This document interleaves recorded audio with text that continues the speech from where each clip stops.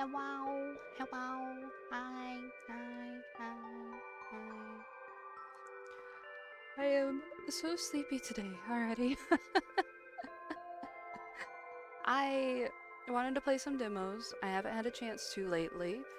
There's been like a big Otome game.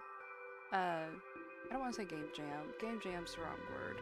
Game sale on Steam. And I haven't got to look at it fully. The first night it came out, which I think was like either the 16th or the 19th, I looked around and there was like so many things and I got a little overwhelmed and I kind of skimmed it. And then I saw this game and I remembered that Verse or someone else in the server really wanted, or I don't know if they really wanted to, but they suggested this as something I might be interested in. And I was like, ooh, yeah, I would like to play that. And so it finally made me remember to download the demo. But it started off in a different language.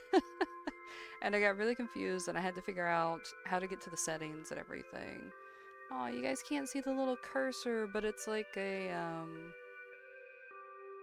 black pointer finger because I'm hovering over things. Otherwise it's just a mouse with a white outline instead of the normal. But there's like a little long-haired girl character hugging it. It's kind of cute. So I had to bumble around my way to the settings, and I figured like this would probably be log out.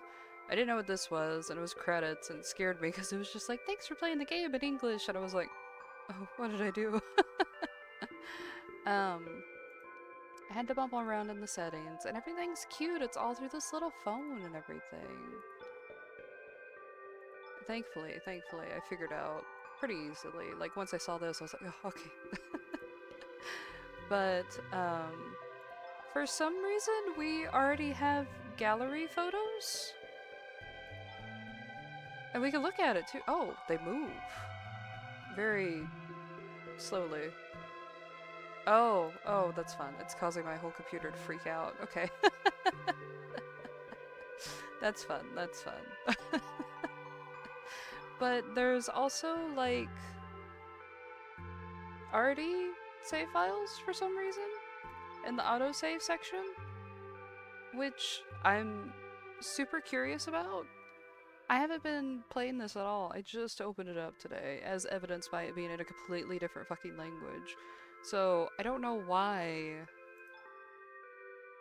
it was created on a different device. Maliciously constructed save files can harm your computer. Do you trust the save creator and everyone who could have changed the file? Oh no. I'm done to fuck around and find out. Do you trust the device the save was created on? You should only choose yes if you're the device's sole user. Oh. Maybe I shouldn't mess with this first thing. But... Yo. What? We got a little shrine. Kazuki's Shrine. You tend to it every day. You try to tend to it every day. Huh. I like this art style immediately. But today, you can't bring yourself to touch it for some reason.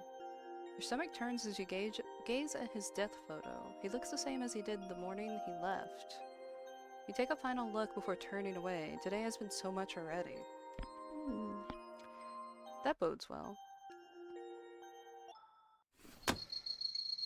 You open the window to let some fresh air in, but all you're met with is the unfortunate smell of sewage. You close the window disappointedly. I too would be pretty fucking upset. So I should probably... I don't know much about this game, except I saw screenshots of how the gameplay art style is, like this whole black and white thing, and how pixelated and cool it looks, and super exposed. And that was enough for me to want to try it. But I should pull up the Steam page so everyone else who has no idea can know. Here we go. So I got this off of Steam. It says, in Lover's Enigma, you investigate your husband's mysterious death while balancing complex relationships and personal trauma. Navigate a web of secrets involving a hidden cult and key characters. Your choices shape the story and lead to multiple endings. And this is supposed to be a horror and romance. Apparently we're a female protagonist, psychological horror and everything. That's all I needed. That's all I needed to know. It even looks like they have like a small little rhythm game section. Like, again, that's all I need. That's all I need to know. But I like games that are very stylized, especially in the gameplay, what is it, the user interface? That's what I meant. That's what I want. And I was like, yeah, that's good enough for me. That's good enough. I am curious on it. I think the save files are intentional with how they talked about it. As you enter your bedroom, you fumble for the light switch in the dark. Your hand brushes against a sharp edge on your nightstand and you feel a sudden stinging pain. You pull your hand back quickly, but it's too late. A small deep cut begins to bleed. Shit. DF. You grab a nearby towel and wrap it around your hand, pressing deep into the cut, trying to stop the bleeding. Your vision blurs a little as you wince from the pain. I don't like the sudden hand there. But you swear you see a weird symbol form amidst the blood splatter. That's not good. We just got dosed with something. Oh, hold on. Jesus fuck. I need that down a little bit. We'll turn the music up in return, but Jesus fucking Christ. Okay. Wow. It's like a little too low. Seriously, I wish Mom would stop meddling with my business and making me do all this for her. Just as you say that, your phone buzzes. From the glow of your screen, you read the words, 3 unread messages from Mom. Can I actually look at my messages? Ooh, no email. We're now fake dating, no thanks to Mom. Ooh. Okay. Wait a minute. History. Oh, that's so small on my screen. Oh, we missed a thing that said boyfriends, husbands, exorcists, even the stupid apartment, and then we start complaining about Mom. But we can't really see. Huh. Alright. I'm exhausted. I need to sleep. I can't deal with anything anymore. As you lie on the bed, your head swirls with the afterthoughts of today. Mothers, ghosts, boyfriends, husbands, duty, sins, choice, and most importantly, you. Do your choices matter? You can't help but worry about yourself. You can sense that things are currently changing, and no matter what you do, you can't stop it. You don't want to sleep just yet. There's so many things to do. But your eyes give out as you lay there on your bed. I shouldn't have picked the bedroom. Your thoughts are finally quieting down, and all you hear is the same resounding sound of drums. Day 2.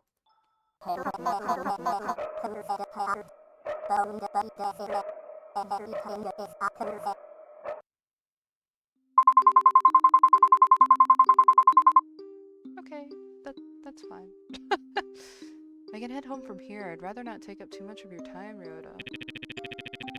It's not a problem for me to escort you back. Damn, look at how pixelated. It looks cool. Well, it's just that I have to get some stuff on my way home, dinner and such. I'll insist then. Have a safe home. Walk home,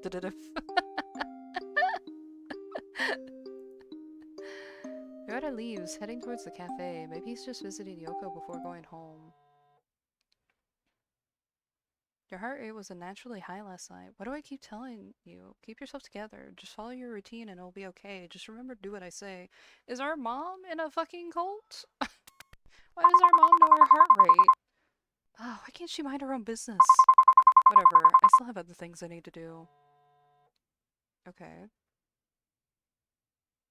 Gotta keep my sanity high. Get incense for Kazuki. Leave incense for Kazuki. Do your daily routine. Visit the store. Visit Granny. Thank Yoko for the croissant. Okay. Anyways, I should get some offerings for Kazuki's shrine before going home. Thankfully, the temple is still open at this hour. Free roaming is now available again. Thanks.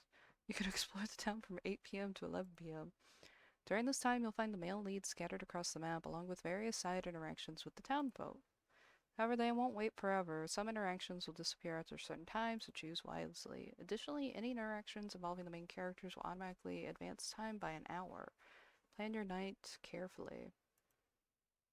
I don't know who the main characters are. Look at my little person!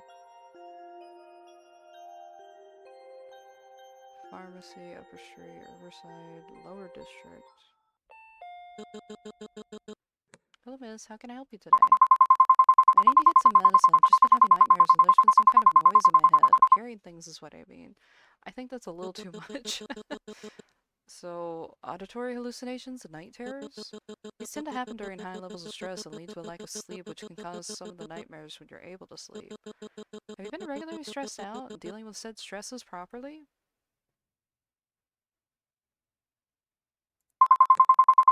Yeah, I've been yoga and all that. Meditation, but maybe it's not working out for me. I'll just try something else. Yeah, thanks. I'll just take a refill of my medicine. She hands you your regular prescription.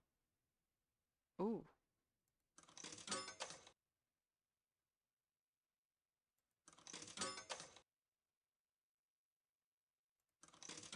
Shit. We did what? Yeah, I'll try that, thanks. But the girl gives you a customer service worthy smile. Very well, thank you for visiting us and have a nice day. I have a sneaking suspicion that I should, can I save? There's a new one. Oh, I think that's just me currently. Hold on. Oh, that's how I get my text messages. Okay. Wait, menu. Yes. Yes. I think that's probably for the best. Can I do a new file? I can't. What's with the other ones then?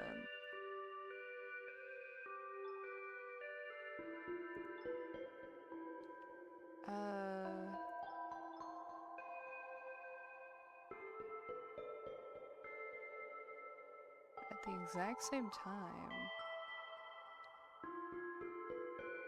Oh, it just says all. No, it got rid of it. Fuck. Oh, I can scroll. No, I can't. That's just for the normal options. Weird? Okay, well.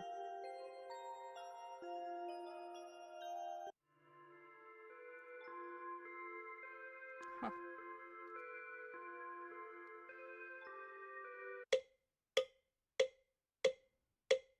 Ever since I was young, my mother's voice, my mother's voice dictated my fate, every word a reminder that my future was a tapestry woven from family obligations. Oh, that's fun. The pinnacle of this was my arranged marriage to Kazuki. Ah! A budding journalist my mother had met at a coffee shop. Oh. Lucky for her, he was in his late 20s and looking to settle down. Reluctance gnawed at me, but I accepted, more to quieten my mother's persistence than any real desire. Love for Kazuki never blossomed, yet his friendship became a comforting presence, his kindness a balm for my uncertain heart. Then, just after weeks of after our wedding, he died. Suicide, they said. But something about the way he died, the timing felt wrong, terribly wrong. Yep, what can I do? I'm an actor in a play, stuck in a role I never chose. Every move and word feels scripted by someone else, and no matter how hard I try, I can't escape the part I'm supposed to play. It's been 40 minutes. All you hear is the relentless sound of your mother's voice. I don't like it either. The noise hurts. I really don't think I'm ready for this. Nonsense, dear. You're not getting any younger, and it's high time you moved on. Thanks, Mom. Besides, Ryota seems like a nice young man, and he's been asking about you.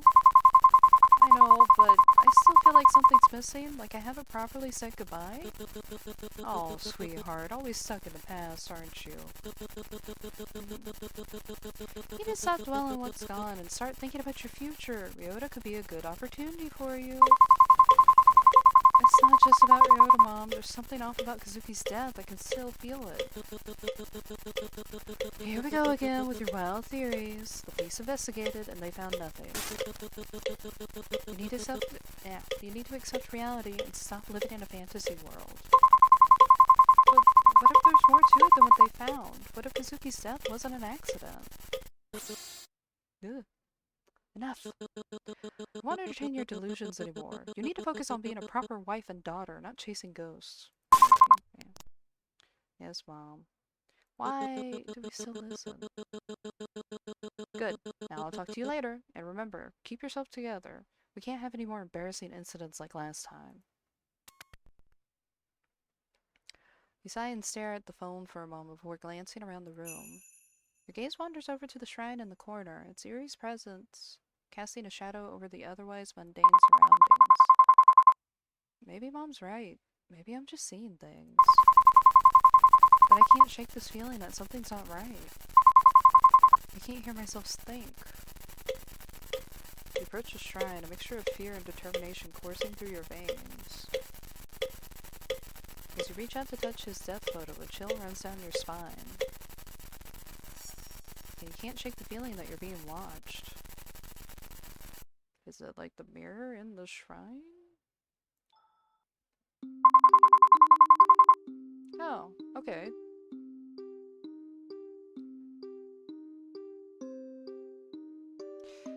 So the demo also had... Not demo. The other section also had the file that we reloaded. You don't have to walk me home every day.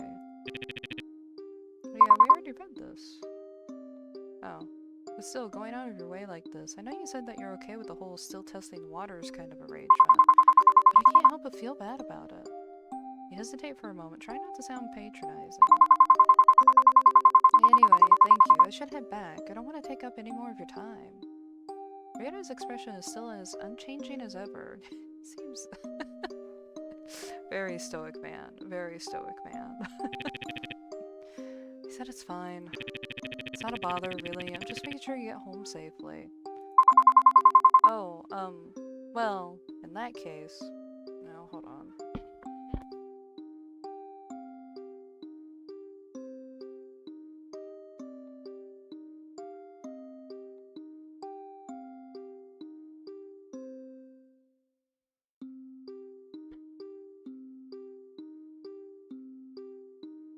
Ryota's chuckle feels forced. As I look at him, I notice his smile doesn't reach his eyes.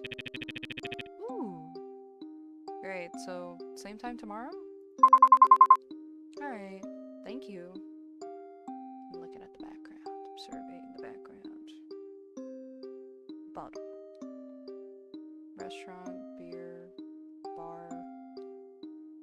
Probably another bar. Ryota looks at you and gives you the same unreadable smile before waving goodbye. You can't help but feel a pang of guilt and uncertainty as you watch him walk away. Probably doesn't want to get too involved with me anyways. I know he's just trying to be nice, but he's better off with someone with less baggage, especially with everything that happened with Kazuki. You sigh softly, feeling the weight of your own problems. No, I can't do that.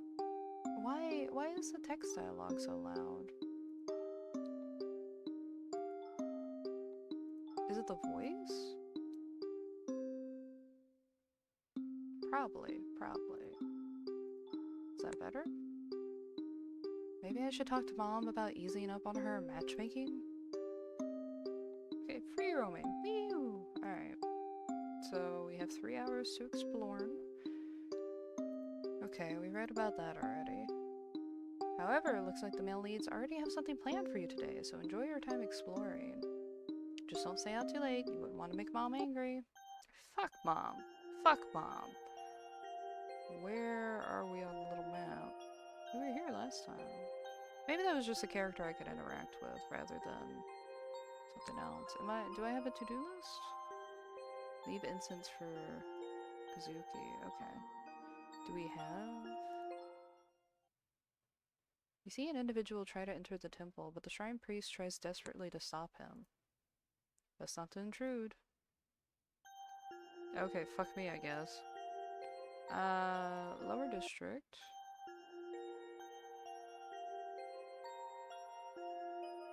Parking lot. Convenience store, alley, police station. You want to enter the convenience store, but there are a group of drunkards blocking the way. Whoops. Thought that was the next button for a second. They seem to be yelling at the cleric. It's best if you avoid them. Okay. Are you just go in the alley? The alleyway looks dark and musty. Hi, Verse. Hello. Hello. Hello. I'm still beginning this. It's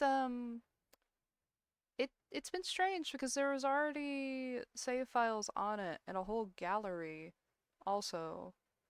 And the character was named like DF, and it asked a bunch of questions like, are you sure you want to load up the save file even though this is from a different device? Can you trust that device and everything? And I went to go and explore the other save files, but they all got overwritten. So then I just started a new one. It was pretty interesting and strange, and I really want to know more about it, but I didn't think it was gonna overwrite everything. The alleyway looks dark and musty. We're a character whose husband has died and our mom's a cunt and is forcing us to get married and is like, oh, I know that your husband killed himself, but like you really gotta get over it and you should really marry someone because you need to focus on being a good wife and daughter. And it's like, okay.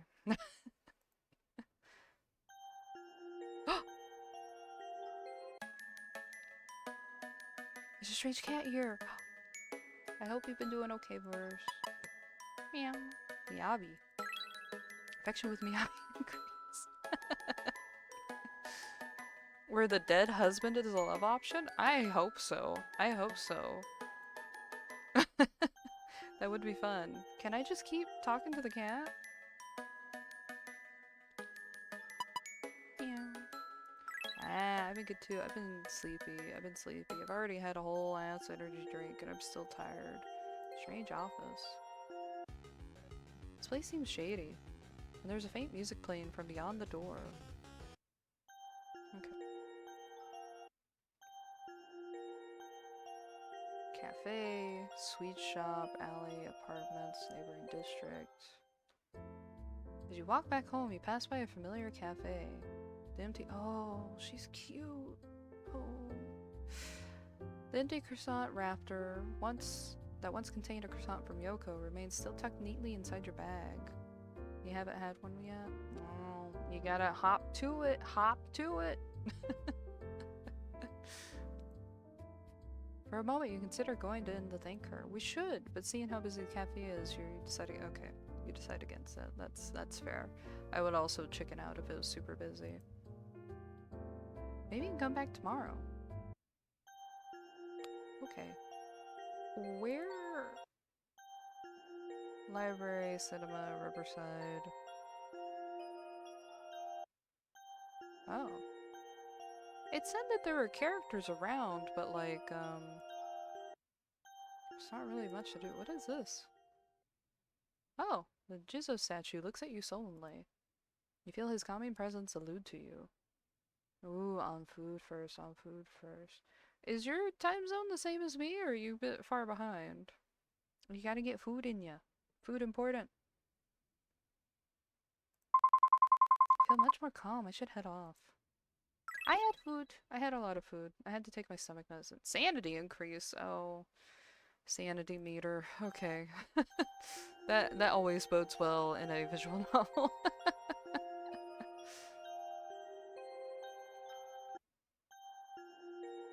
There's another one.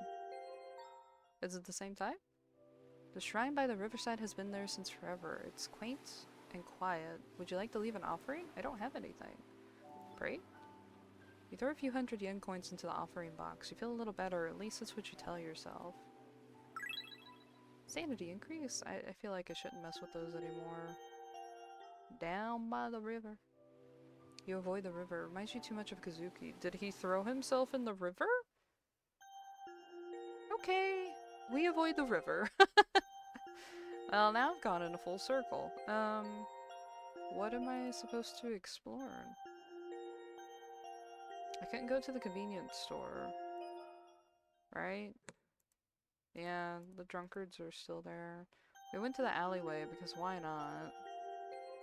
Can we find anyone in the parking lot? There seems to be a few delinquents hanging out at the parking lot. Ah, the joys of youth. They seem to be talking about one of their classmates. Guys, I don't know if I could do it. Talking about Class B's beauty, Mika-san? Everyone wants to be with her man. Small guy? That's right. Rumors say at least one guy from the current batch of every class has confessed to her at least once. Thrice even. I don't think you've got a chance. She might not be straight. And she's turned them all down. You guys aren't making it any easier for me. Hey, whatever happens, we got your back, Yamato. That's right, Yamato. Good luck, Yamato. It's really late. I better head home before Mom gives me a mouthful. Or we just fucking get drunk. Where is my house?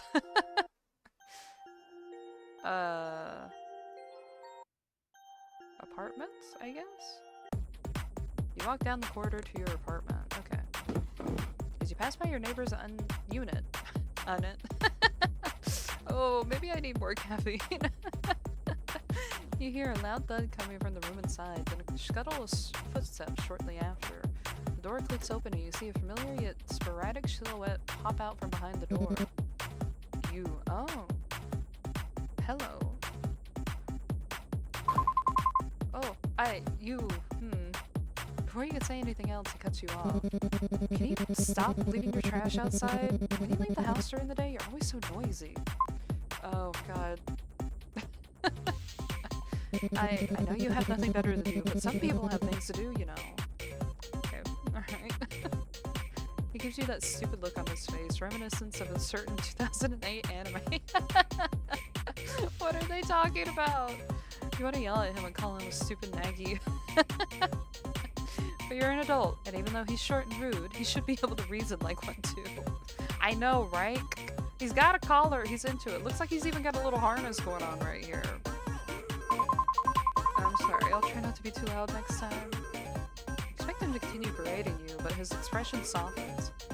It seems he was too expecting some sort of resistance from you. Oh, look at how he's immediately shown all of his cards with that blush. Oh, look at him move. Yeah, you better. Oh my god.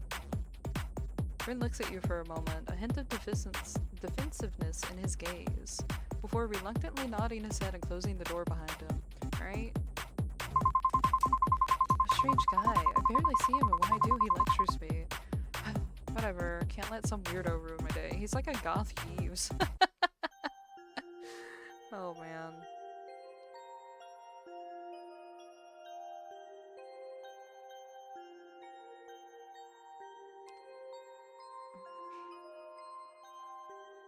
I guess just home. Hello, Plague. Hi, hi. Wow, our apartment's very doom and gloom. You finally enter your apartment. Hey, did I do everything on my to-do list? No. Kinda fucked that one up. Oh. Oh, yeah, we have info. 50 heart. Last seen 3 months ago. My childhood friend and colleague. We're now fake dating. No thanks to Mom. We saw him like 30 minutes ago. Rin, my next door neighbor. We're on neutral terms for now. Before his passing, he was a journalist who my mom met at a coffee shop. He was an important friend. Yoko. My childhood friend and Ryota's sister. Oh, she's always been my closest friend. Mom. This is blessed every day. I like how Ryota has a rat and Yoko's just like, meh.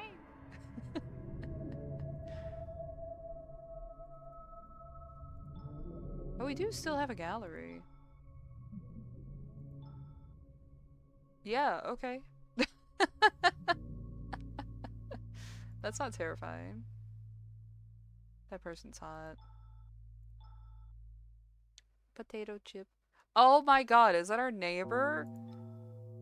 He works at the convenience store and he's gonna like nag on us for leaving trash out. Well, I guess leaving out trash is still a dick move, but... You finally enter your apartment. A groan escapes from your lips as you're finally able to kick off your shoes and collapse, exhausted, onto the couch. I don't always have to deal with weirdos after a long day of work. Your neighbor? Speaking of work, I can't deal with it anymore. There's too much going on. Who's yelling at us? Who's cursing us up here? Oh, you guys can see my mouse now. I didn't know that. It was blocked off earlier. Friend looks at me with that same pitiful yet annoyed expression. I think this is the one with the dead husband as an option, but I don't know if it's available right now. I'll go for the dead husband. We'll pull a Dawes. They gossip about me behind my back, yet every time they see me, they offer some unnecessary advice. It'll be so much easier if they just told me straight to my face that I'm weak. And Ryota, he's definitely not happy about this arrangement. And Kazuki is dead. I just need to keep it together, somehow, and then I'll be fine. I can't fall apart now. Not yet. Not with everyone waiting for me to fall. Maybe they're right. Maybe I am weak. Maybe I deserve their looks, their gossip. Maybe I deserve all of it. Not again. I guess that's just our inner thoughts. No. That one's real. What's real? It's real or it's not. Just, no. Not again. Hello? Anyone home? Is that gonna be our mom? Yes, coming. You rush over to the door, opening it frequently in hopes of ignoring the strange noises coming from your apartment again. I think we need to move. I think we need to move. Oh, sorry for the noise. What? No, who is it? Hello! Your eyes widen in surprise at this weirdo's sudden dramatic entrance. A mix of confusion and skepticism on your face. What? Can I help you? Ah, the vibes from your home are not immaculate. No! Get out of my house! I can already sense the bad spirits squirming around in your abode. Exorcist. Yeah. I'm gonna exorcise him from my house. Jesus Christ. How is he talking in emoticons to me? I am... Satome Haruki? Exorcist extraordinaire, at your service. You blink, taken aback by Haruki's grandiose introduction. You were checking out before, but now you're just simply perplexed. Who the hell is this guy? Exorcist? Haruki pauses for a moment, seemingly as though analyzing you for a bit, his face showing a momentary twinge of shock. Then he shakes his head, as if to shrug off the thought before continuing on with his introduction. Indeed, your esteemed mother has employed my services to assist with the spiritual disturbances plaguing this dwelling. What is with our mom? Your skepticism grows as you eye him warily. And you're sure you can handle it? Fear not, fair maiden. Get out of my house. Fear not, fair maiden. My reputation precedes me. I wish it exactly just... Alright, it's like, hey, good thing you don't have to come in here, bud. Well, some may doubt my methods. I assure you, I possess genuine spiritual prowess. Doubt fills your mind, but at this point, is embracing a bit of spiritual fanfare really the worst idea you get? Yes. Well, I suppose it can't hurt to give it a try. Haruki beams at you, his smile shrewd yet unreadable. Excellent! With your cooperation, we shall banish those troublesome spirits post-haste. Now, shall we begin? You hesitate, staring at the strange man once again. Alright, maybe letting some weirdo into your house really isn't the best idea. Actually, I appreciate your offer, but I think it might be better if you just come back at a different time. I need some time to prepare myself for your methods? Rookie smiles, falters, but he nods, reluctantly accepting your request. I understand, dear client, though I must say, the spirits may not be so patient. But if it is your wish, I so honor it. Until next time, then. Just like that, the exorcist disappears as mysteriously as he appeared. You close the door and turn back onto your apartment, trying to steady your breath. As the silence settles, a sudden tremor courses through the room. The furniture rattles, and that unsettling croaking noise fills the air again, sending a shiver down your spine. I thought it would be gone by now, but it's still happening. No, what was it? I need to check my phone. Alright. Maybe it's supposed to do it on its own. Yes.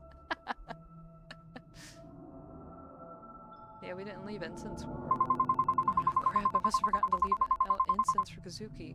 No, damn it. As you approach the shrine, it begins to shake violently. Kazuki's death photo slips off the altar. You race to the shrine, your heart pounding in your chest. This is the slot machine!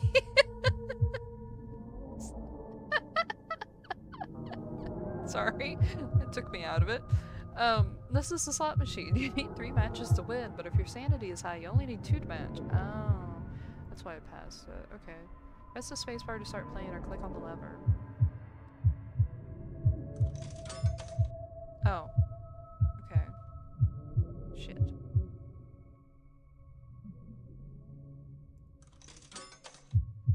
I think my sanity is high, but who knows. Yay, we did it! Doofy little rat! You manage to catch the photo just in time, clutching it tightly as you stare at it. Your heart still beating loudly in your chest. Surprised at your own reflexes, you gaze at the photo longingly, wondering if some divine intervention had guided your hand. That was me. You're welcome. You take a deep breath, trying to collect your scattered thoughts. With trembling hands, you carefully place the photo back on the mantle. Stepping back, you let your eyes linger in the image, your heart heavy with a mix of confusion and longing. The room feels eerily quiet, the silence amplifying the turmoil in your mind.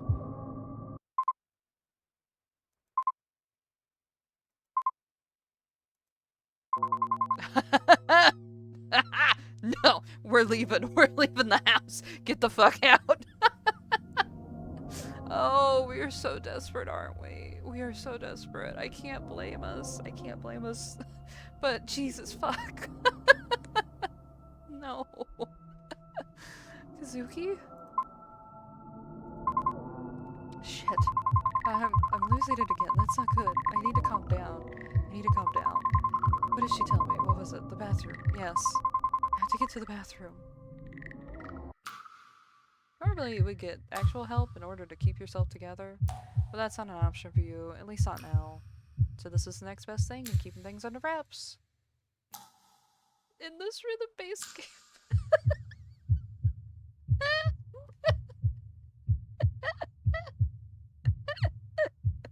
Hey, yo, hold on. I gotta play Miku, so I... Oh, the music. Okay, wait. Your goal is to match the beat by pressing the arrow keys at the right time. Arrow icons will appear on the screen and sync the music hit with corresponding. Okay. The more accurately hit the keys, the higher your score. Is the music all dramatic because my sanity's lowering? Hey guys, when life gets rough, just remember Miku Hatsune. Keep calm and steady your heartbeat, and remember, suppress it!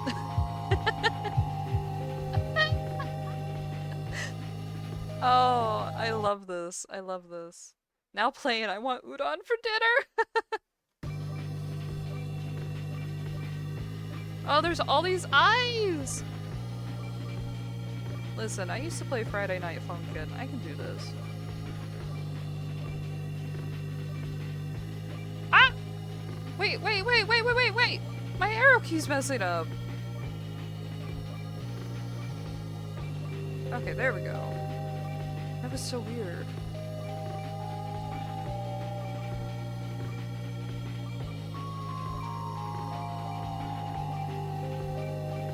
Why is the udon for dinner scary sounding? Is that what Kazuki likes? No excuses, you're right.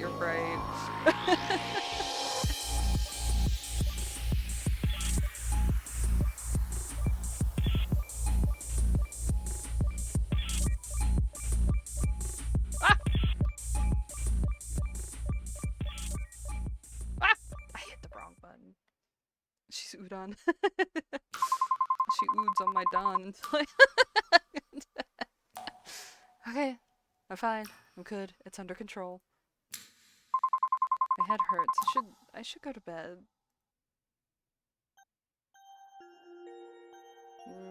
Or, hear me out. I don't do that. Is there anything at the window?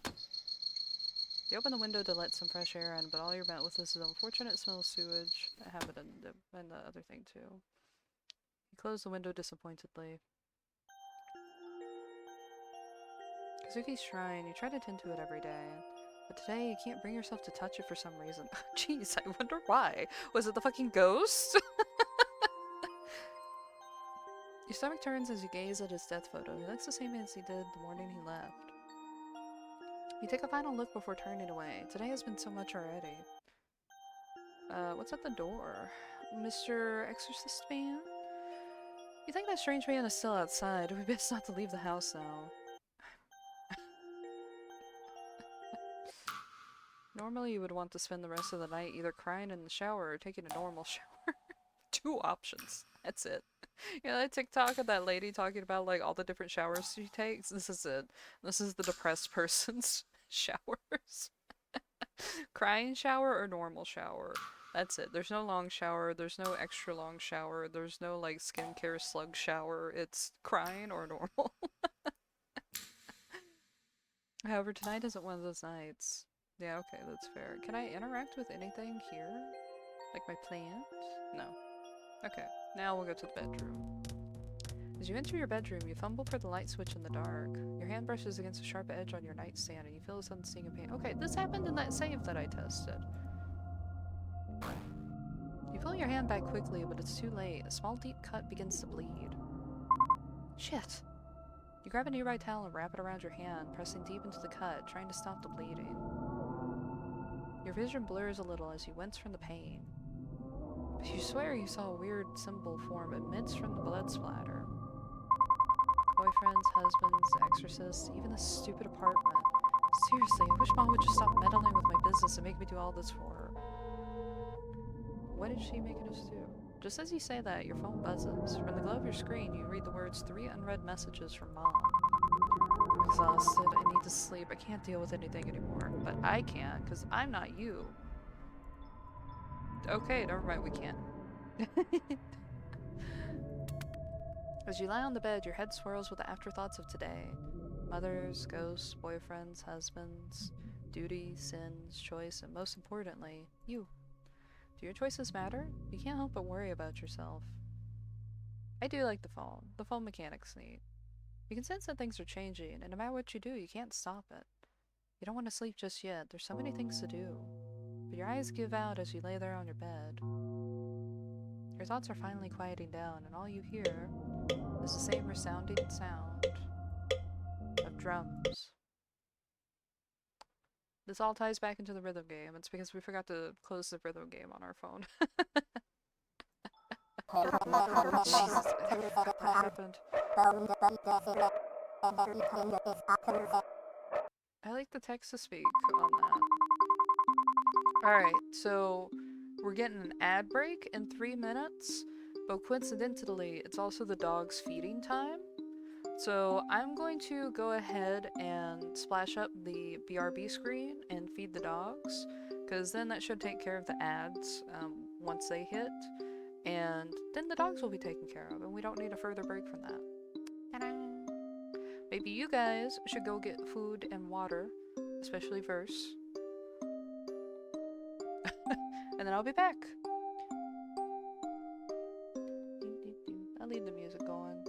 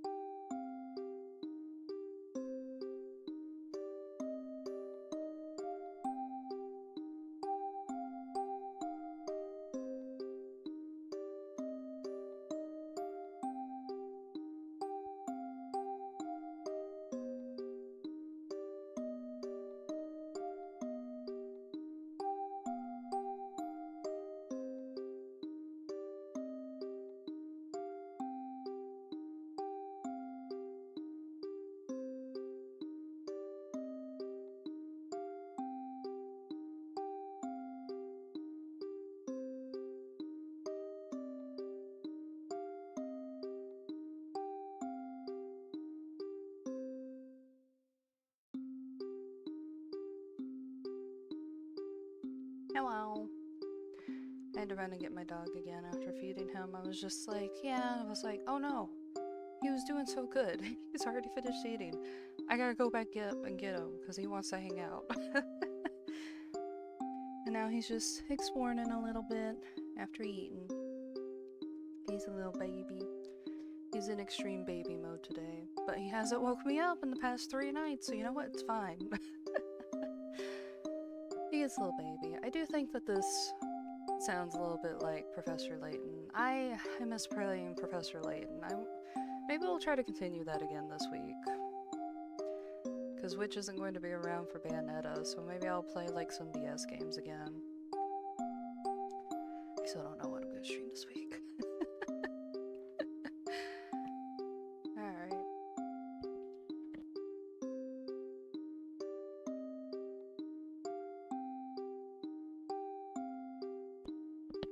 Alright.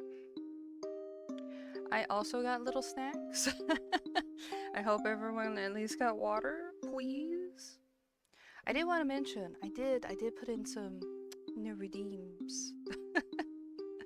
I'm having fun with like all the little thingies I can do with this model. I think I fixed the kissy one. Ooh, what were you ordering? Because I'm nosy and I like to live vicariously through others. You forgot to hydrate. Go hydrate. Go hydrate. Yeah. I like how it bounces too. Hold on. I love this. I love this. I also found like dog ears and kissy things. I fixed that. You know, they really rigged this really well. And I figured out some other things. I thought it'd be fun. But yeah, if you guys ever have suggestions for that, feel free. Keep in mind that whenever I use my Pngtuber model, and probably the Chibi model, this stuff isn't going to transfer over. It's just for this model only. So, keep that in mind. Alright, I'm going to start reading this again. I can head home from here. I'd rather not take up too much more of your time, Ryota. It's not a problem for me to escort you back. Oh well, it's just, I have to get some stuff on the way home. Dinner and such. No one insists then. Have a safe walk home. Just immediately, like, hey, it's not a problem, but I have other things to do. And then like, okay, fine, have it your way. Ooh. Ooh. Verse, give me food. I want rice cakes. Ugh. Ugh. I need to get some more of that. Rhoda leaves, heading towards the office to the Jesus Christ. Rhoda leaves, heading towards the cafe. Maybe he's just visiting Yoko before going home.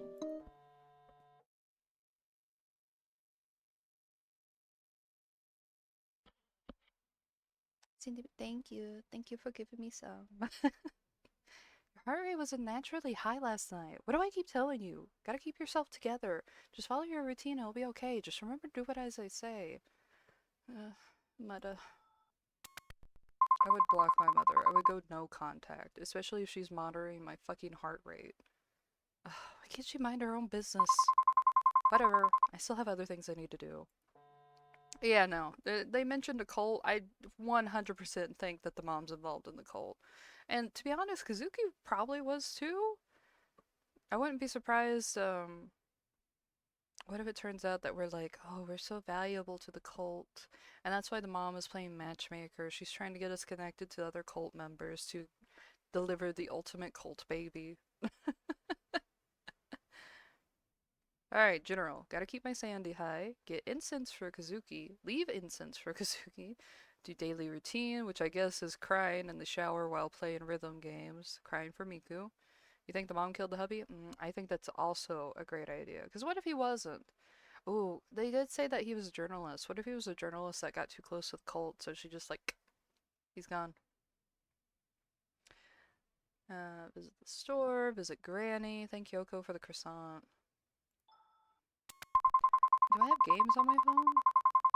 Anyways, I should get some offerings for Kazuki's shrine before going home. Thankfully, the temple is still open at this hour. Free Roman.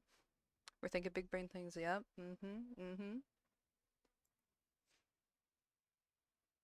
It's like, if you like Professor Layton, what's your favorite Professor Layton game? I'm holding the microphone up to you. I must know. Alright. So interactions are whatever. Okay. We got this in the save file that I yoinked. Look, there's the freak. Oh, it's making my thing lag. Oh, is this who the shrine guy was like trying to kick out? Oh, everything's lagging.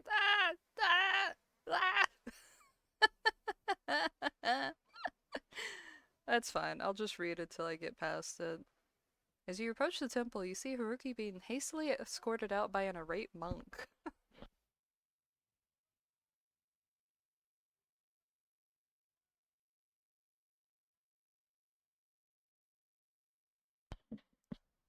Yeah, the lag's really bad. I think it's because the photo's moving. Just give me a second. Just give me a second. Seriously, stop handing out your business cards to people trying to pray. This is holy ground, not a business conference. Oh, I think we might be back. I think we might. It's working slowly. It's slowly. Oh. Not as bad, not as bad. Okay. Haruki, unperturbed by the monk's anger, tries to defend himself as he's pushed to the exit. Whoa, your boy on the grind for that bread. You give me? I'm an actual exorcist. I'm here to help. That's enough. We've had it with your antics. Leave before I call the police again. Jeez, I'm doing what's called marketing, alright? People need my help, and I'm not gonna stop spreading the word. It's better than it was. Yeah, it's chilling out. It's working out. Speak up. Do we defend him? No, we're just gonna watch. As you stand by observing the scene, Haruki catches sight of you and grins cheerfully. Don't look at me. Don't look at me. Wow, witness to my magnificence. You must vouch for me, dear client. This common man cannot perceive the ultimate force of my spiritual power. But he's a monk who's had years of spiritual training. Clown. Verse. And I've taken a 30-day masterclass in exorcisms. Clearly, we're both qualified. No, hey, that's what it's for. Have fun, have fun. Are you comparing years of dedicated training and discipline to your online workshop? Hey, every legend has to start somewhere. Plus, I have a certificate and everything. Is it one of those online certificates that you print out yourself? It's legit, okay? Just because I took a modern approach doesn't mean it's not effective. Why am I even arguing with you? Modern approach or not, this is sacred ground and it deserves respect. I respect it. I just think there's room for both ancient wisdom and new techniques. I'm here to help people in my own very effective and very real way.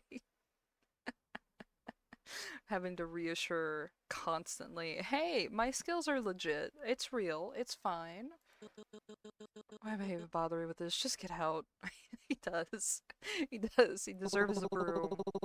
Hey, I thought monks were supposed to be all about compassion and understanding. And come on. If I don't hustle to promote myself, who will? It's part of my charm.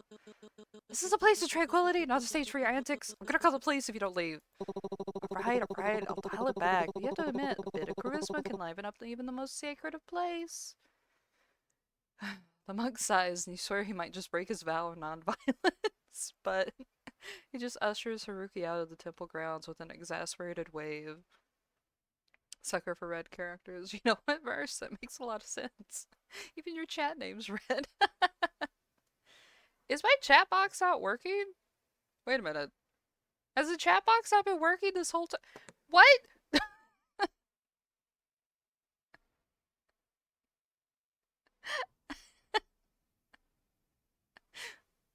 Thank you. I'm glad it looks cool with the clown nose. Whereas I think you might need to slap it on right back though. Why has the chat not been working? What? Oh god. I need a different chat box. Okay, the rainbow chat is so fun and it's so neat, but this is like the fourth or fifth time it's broken on stream, and that's just like crazy to me. That is crazy to me. Okay. Uh, is it this one that I need? Oh. Yes, this is the one that I need. So, luckily I can just fix it. Oh, I didn't see the bot. Thank you.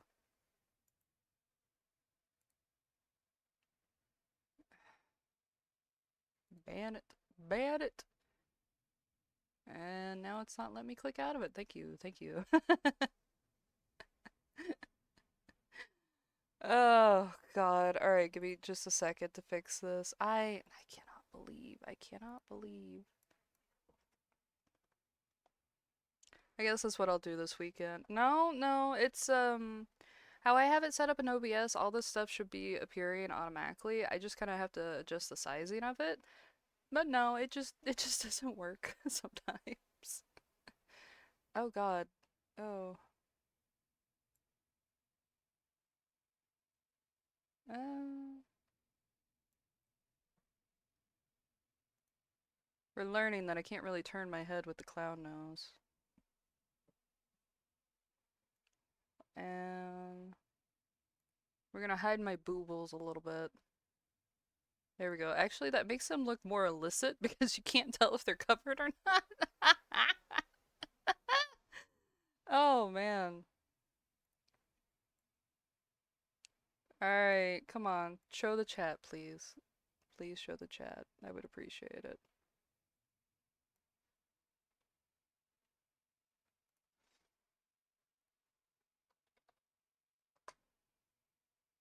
Oh, okay, no, it's working. It's working. Alright. Sorry for the interlude of computer problems part fucking 25. It's fine. It's fine. I'll just find a different chat box. I think that's the only one that keeps messing up on me routinely. Listen, the boobles, sometimes they need to be covered up. That's it. That's it. Sometimes you have to pay to see the boobles, okay? Goodbye, boobas. Goodbye, boobas. I guess I could just bring the chat box up a little bit. It's just a hard decide. I know, I know.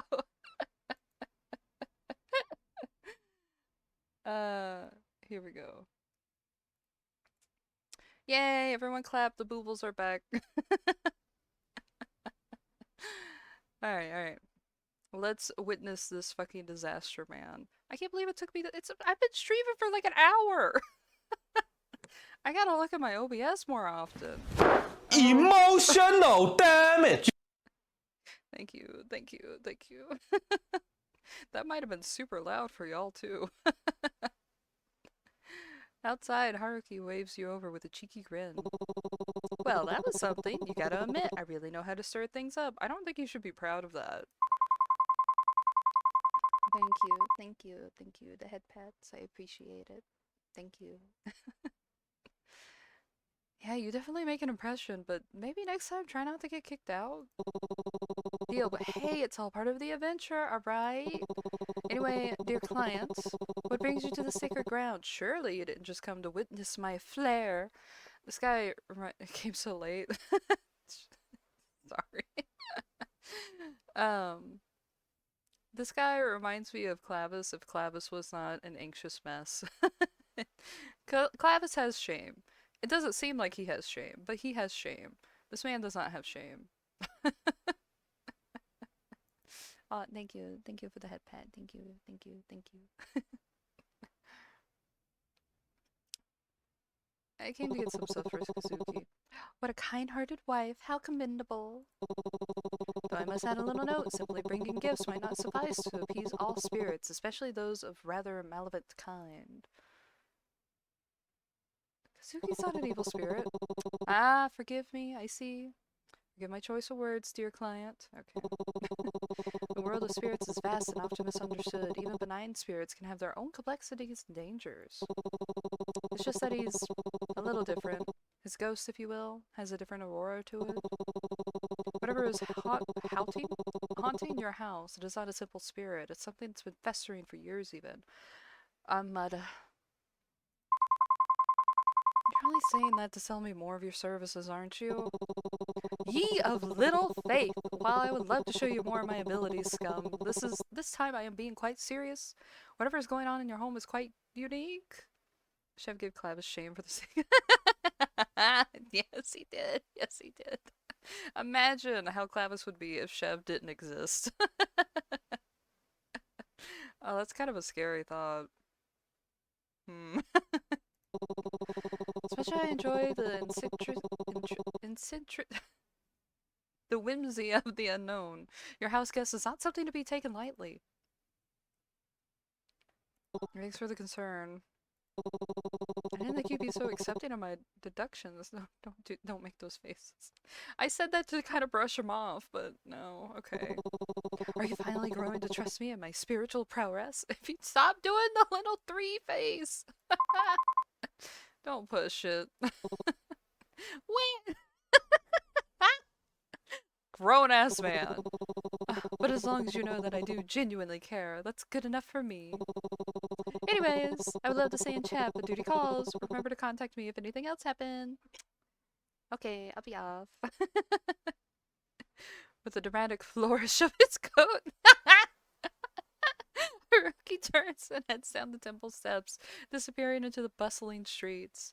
You watch him go, a mix of amusement and reassurance settling in. Despite his eccentricities, Haruki's presence feels undeniably comforting. Alright, I'd better go get Kazuki's incense while I'm here. Oh, I should close out the stream elements.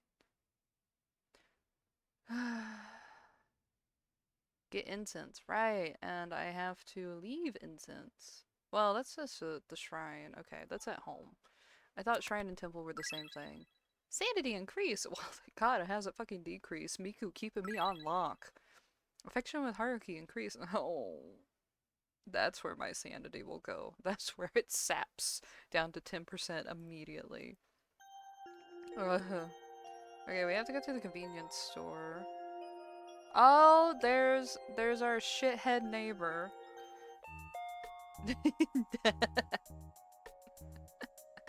Oh, I wish I could have a haircut like that. Do you know how fun that would be? I want a haircut like that. Ring gives the door a blank look. I wonder if the office would even let me do that. I hit my phone again. Do I have games on my phone? My gallery is still whack. Oh, that's just text history. No new emails.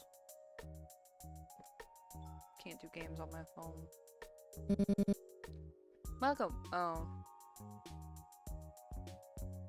His face twists up in disgust. You can hide it a little bit. You work in customer service. I know you can. Ugh, it's you. Look, just give what you need to go home. I don't need you to make a mess of my job, too. You fucking shit! You couldn't get enough of me. As if you could get enough of me. Rin scoffs, but there's a hint of appreciation in his face. I know you. I know what you are. I don't have a clue what you're talking about. Just get what you need. After picking up the items that you need, you head back to the counter to purchase them. Rin begins to scan your items silently. He pauses scanning and silently looks at the air freshener among your items. It gives you an approving look? Oh! Our hair is split. He's got it a bit shorter. Oh, wow, you're right. Oh no. Wow, I guess you guys could really tell I want this hairstyle, huh?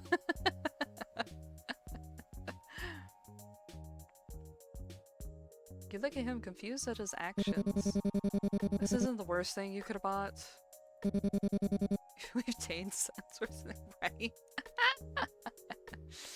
The brand I always— oh, that's him. It's the brand I always get. He appears almost bashful at the admission, as if he shared a massive secret. This is like Mozart. Clean freak weirdo. Seemingly realizing the strangeness of his statement, he hastily scans the rest of your items without saying another word. He points at the cash register's display. I thought this said pray and leave. Tease! Tease! I bet you look cute in a uniform. This is just harassment. This isn't teasing. Dude, what? You can't just say that! What's wrong? Are you getting all shy? Rin ducks down behind the counter. His voice muffled as he speaks again. Just pay and leave. Are you hiding behind the counter? No, I am not hiding. The crack in his voice begs to differ. Oh well, I guess I should swing by the convenience store more often. Rin slowly peeks his head out from behind the counter, his ears still burning red. Thank you for your patronage. I hate you. Please never come back again. I guess it's time to go. Messing with him was fun though. Oh. As you head toward the exit, you hear a loud crash. Turning around, you see a customer standing amidst the Tumblr display. Oh.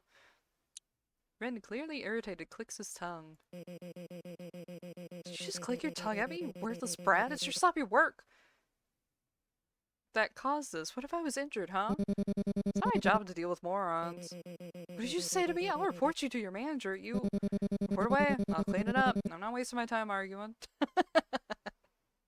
Sprite did. He's kind of cute. He's kind of cute.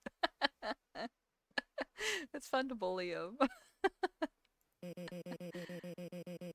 Make a PowerPoint for how for HR on why this is an important haircut. You know what? I will. You keep being mouthy with me, I'll fucking slug you. The customer inches close to Ren and points his finger in his face, threateningly. Ren steps back but realizes he's being backed against the wall as the customer corners him. If I defend Ren, he's either going to start following me around like a very tsundere puppy dog, or he's going to be...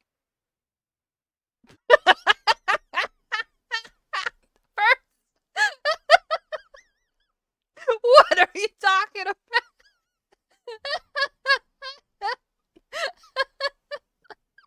Oh my god. Sorry. As I read that, I just got the visualization.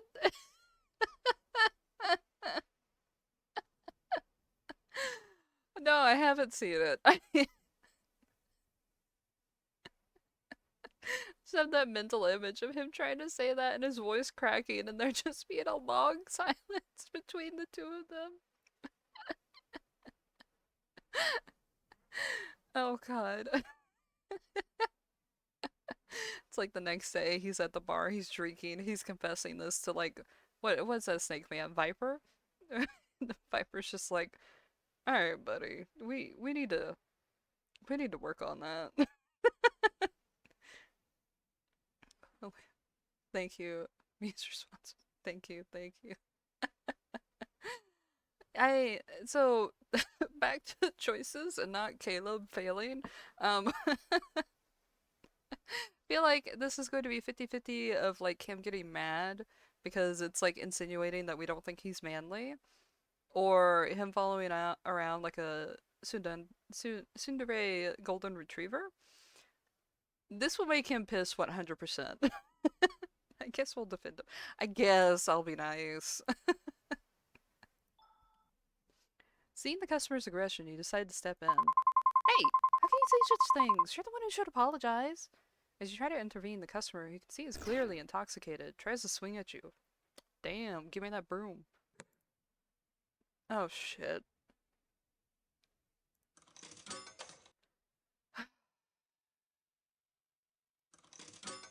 Okay. Yay! Ha! Serves you right. Rin takes the mop in his hand and continues to hit the already downed customer. Take that and that!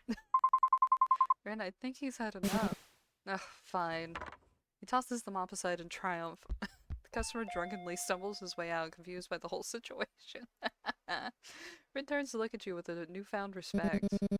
Huh, it's cool how you dodged that guy so quickly. Oh, what's that? I don't think I heard the first part quite clearly. You're saying how cool, amazing, and pretty I looked while standing up against that guy? I didn't say anything like that. It's just nice to hear some appreciation coming from you for once. Don't get used to it, but yeah, thanks, I guess. That could have gone a lot worse. No problem. Glad I could help. Plus, it was kind of fun seeing you swing that mop around. Yeah, it's called zoning, and you too, I guess. Aw, you do care. Don't make me regret saying that. Look, just if you're free tomorrow after work, we should swing by the shop near the apartment. The one owned by that old granny. I'll pay back this favor. Are you asking me out on a date, Ren? What? No, I just owe you one, alright? Relax, I'm just teasing. I'll be there. Good, and thanks again. Seriously. Anytime. Just try not to get into any more fights while I'm not around. I feel like this happens on a normal basis. Yeah, just get out of here before I change my mind about being grateful. With that, Ren gives you a nod of appreciation before turning back to his duties. You leave the store feeling accomplished and got to see a cuter side of Ren to boot. Alright, we got 2 things done. Let's see. I wonder if this is the shrine at home or the shrine near the riverfront. It might be the shrine near the riverfront. Sanity increase. My sanity's good. I'm good. I have 3 different pings. Oh.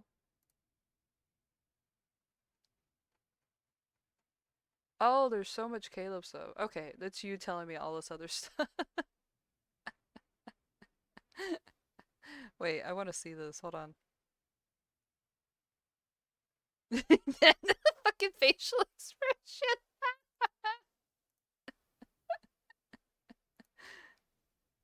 Got a tattoo above.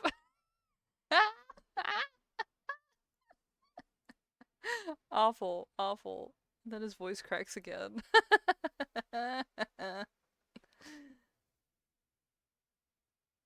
Oh, line it with lights if you need to be. Oh, she's so funny. Okay.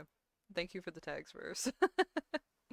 I shouldn't have looked at that in the middle of stream, but I was so curious. I needed to know. I needed to know. Affection with Rin increased. Yay! It's really late. I better head home before Mom gives me a mouthful. Fuck! But I have things I gotta do. I gotta... Can I go to the shrine? Don't I need to do the shrine thing? Along the riverside you find a small shrine. The shrine's been there since forever. It's quiet and quaint. Would you like to leave an offering? We toss a few hundred... Okay, so it's not this. It's definitely that home one. Okay. Feel a bit better today. Fuck, that's not the button. Thank you. Alright, alright. We gotta go back home. As you step into your apartment, a knock echoes through the door. A voice calls from the other side. Hello? Is anyone home? What now? This is Exorcist again, huh? With a resigned sigh, you approach the door. When you open it, you're met by a woman standing there. Her hands clasped together in a formal manner. Oh. Oh. No. I can't read all of it on stream. I was about to. I was like, da, da, da. If I was on a voice chat, I talk to RJ on voice chat like almost on a daily basis. I would definitely say it out loud without thinking there, but I had to remember I was streaming. I like how this looks though. This is creepy. Have you found salvation through Hiroshi no Kami? Salvation? What do you mean? Hiroshi no Kami, the Divine One, offers visions and guidance to those who seek the truth. He is the light in the darkness, the savior of lost souls. You seem like someone searching for answers. Why not explore what he has to offer? No. Embracing his guidance might bring you the balance and peace you need to keep things in order. After all, in the midst of chaos, true balance is found through the light of the divine. Reject. Hear her out. I know, I know. If we blatantly reject her, do you think she'll get mad? I feel like if I hear her out, it's gonna like start some cult shit. Okay. Visions. I've been having strange dreams lately. Could it be connected? It is very likely Hiroshi no Kami chooses his followers closely. If you open your heart to him, he will reveal the path to enlightenment. How would you like to learn more about his teachings? I'm not sure. Wait, is this? Before you can say anything else, the woman steps closer, her eyes intense and unwavering. Shit, I shouldn't have said shit. You must open yourself up to him. Let me help you understand. Cold this time. Cold this time. She immediately reaches out and forcefully grabs your hand. A sudden shock courses through you as a flood of memories not your own overwhelms your senses. That might convince me. We see a woman crying, her face a mix of sorrow and desperation. You pull away, grasping, the memory lingering. Don't touch me! You stare at your palm, the scar from last night ringing with a tingling sensation. You look back at the woman and see her smiling broadly with an unsettling, serene expression. Thank you for accepting Hiroshi no Kama into your life. His light is now within you. Fuck. Fuck. I fucked up. I fucked up. I fucked up. She's like microdosed me with something. She microdosed me with cultist sin. She steps back, still smiling, and turns to leave. May Hiroshi no Kami's light guide you as always. With that, she walks away, leaving you standing in the doorway, reeling from what just happened. Sanity decreased! Yeah, a little. Oh god, okay, let's rectify some of our sins at least. After a long day, you decide to visit Kazuki's shrine. Compared to the day before, it's still relatively neat. I should take care of him first. I hope this keeps you at peace for tonight once again.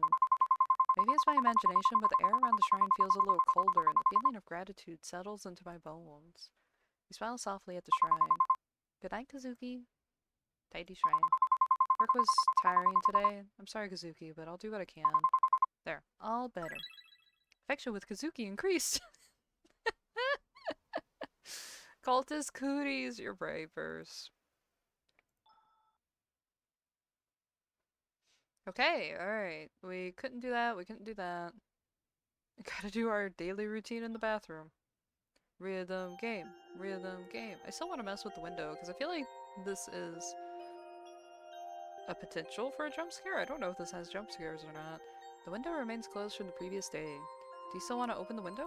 Yeah! Because I don't know issues. The music dead stopping scared me. You open the window despite the nauseating stench from yesterday, yet you're met with the sweet smell of cotton candy? I'll leave the window open for now. At least it smells nice. Ooh, what's gonna creep into our house? Keeping it together pretty well, but there's no harm in making sure you're extra calm.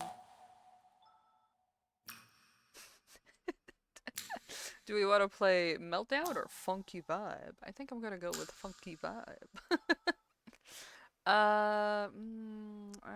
Let's do normal.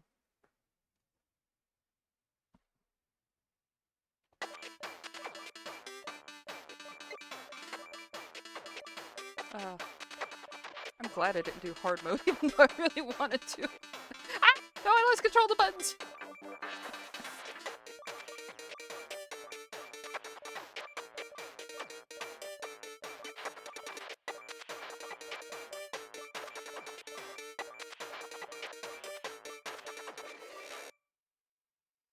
Was that it? Impressive! You have hit 93% of the total notes. That's because I am impressive. No! Fucking hit the wrong button immediately. Sanity increased. The dead-eyed stare at the MC. She's like, oh, Hatsune Miku. Save me, Hatsune Miku. Alright. Trying to see if there's anything interactable around here. Oh, we didn't say hi to the cat. Smooch. The smooch marks work! Yay! Yay! They weren't working the other day. I'm glad I got them all to work. I think it's fun to have just like a pepperade of everything. You step inside and everything seems in place. The door clicks shut behind you. For a fleeting moment, peace settles into the air as your mind drifts back to the day. Hey, do we want to have a running bet on if me opening the window has consequences? Whenever I'm with Haruki, his high energy makes me feel less tired and he's surprisingly fun to be around. Delito smoochies. I don't know how Rin does it, but the customer service is certainly not for the weak. I get so tired after dealing with all those customers. And a soft, unexpected smile brushes your lips. Maybe things aren't so bad after all. Maybe not everything has to be difficult. But before the thought can settle, something stirs beneath your skin. Guilt, thick and alive, begins to bubble, crawling its way through your veins and towards your fingertips. Your hands tremble. You glance out. Was that a flicker? A slither beneath the surface? What the? How can you enjoy life when Kazuki's killer is still out there? I don't actually believe he committed suicide. Do you? The accusation lingers, sinking its claws in. Your fingers find your nails and begin to pick, anxiety bubbling up, choking your thoughts. No, you're already working on finding his killer, aren't you? Yet the doubt coils tighter. Are you making any progress? The whispers, persistent. Who gave you the right to smile, to feel any joy, when Kazuki is nothing more than ashes now? Your nails dig into your flesh, tearing at the guilt festering just beneath the surface. You claw at your skin, frantic, as if somehow you can scrape away the guilt, as if those phantom insects crawling beneath the surface will stop moving, stop whispering. Scar on your hand throbs, sharp, biting, and suddenly the wound opens again, fresh blood dripping down your wrist. Your heart pounds, a drumbeat of dread. A knock echoes from the door, soft but familiar. The cult again? Panic seizes you when you run to the bathroom, desperate to escape, to wash away the dread crawling up your spine. You splash cold water on your face, but as you glance in the mirror, something flickers behind you. Shadow, presence.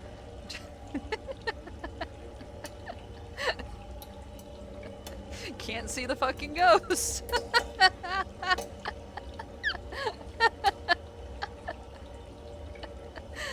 Oh, sorry.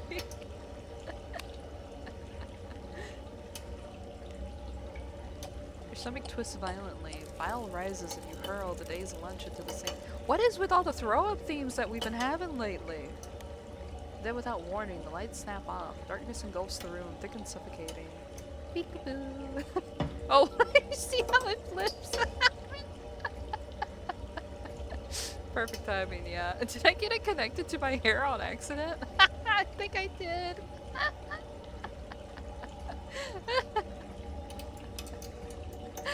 I'll have to fix that after stream. The only sound is a low, menacing hum on the ventilator, the running water filling the void. But then footsteps, thumping, scuttling, someone is standing outside the bathroom door. Scum. A voice calls out to you. Mom? No, it can't be. She's far away, too far to be here. Shake the thought away, but the thumping grows louder, and cold dread seeps into your bones. The wound on your hand bleeds more, pain shooting up your arm. Kazuki? You whisper a prayer, barely audible. I'm sorry, please, I'll find your killer, I swear. Your phone buzzes in the dark, cutting through the tension. A notification flashes. It's from your mom. Remember to call if you need help. Your heart clenches, a bitter laugh slipping out from your lips. Fuck that, I'm not calling that bitch. Look at the doggy ears. I like the doggy ears. I wonder if they bounce. A little. But then, a colder thought cuts through the fear. Who are you calling? Oh god, who are we calling? Thank you.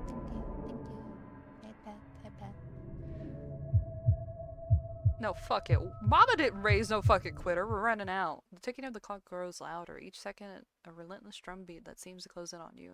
Your hands fly up to cover your ears, but you fail to drown out the incessant noise.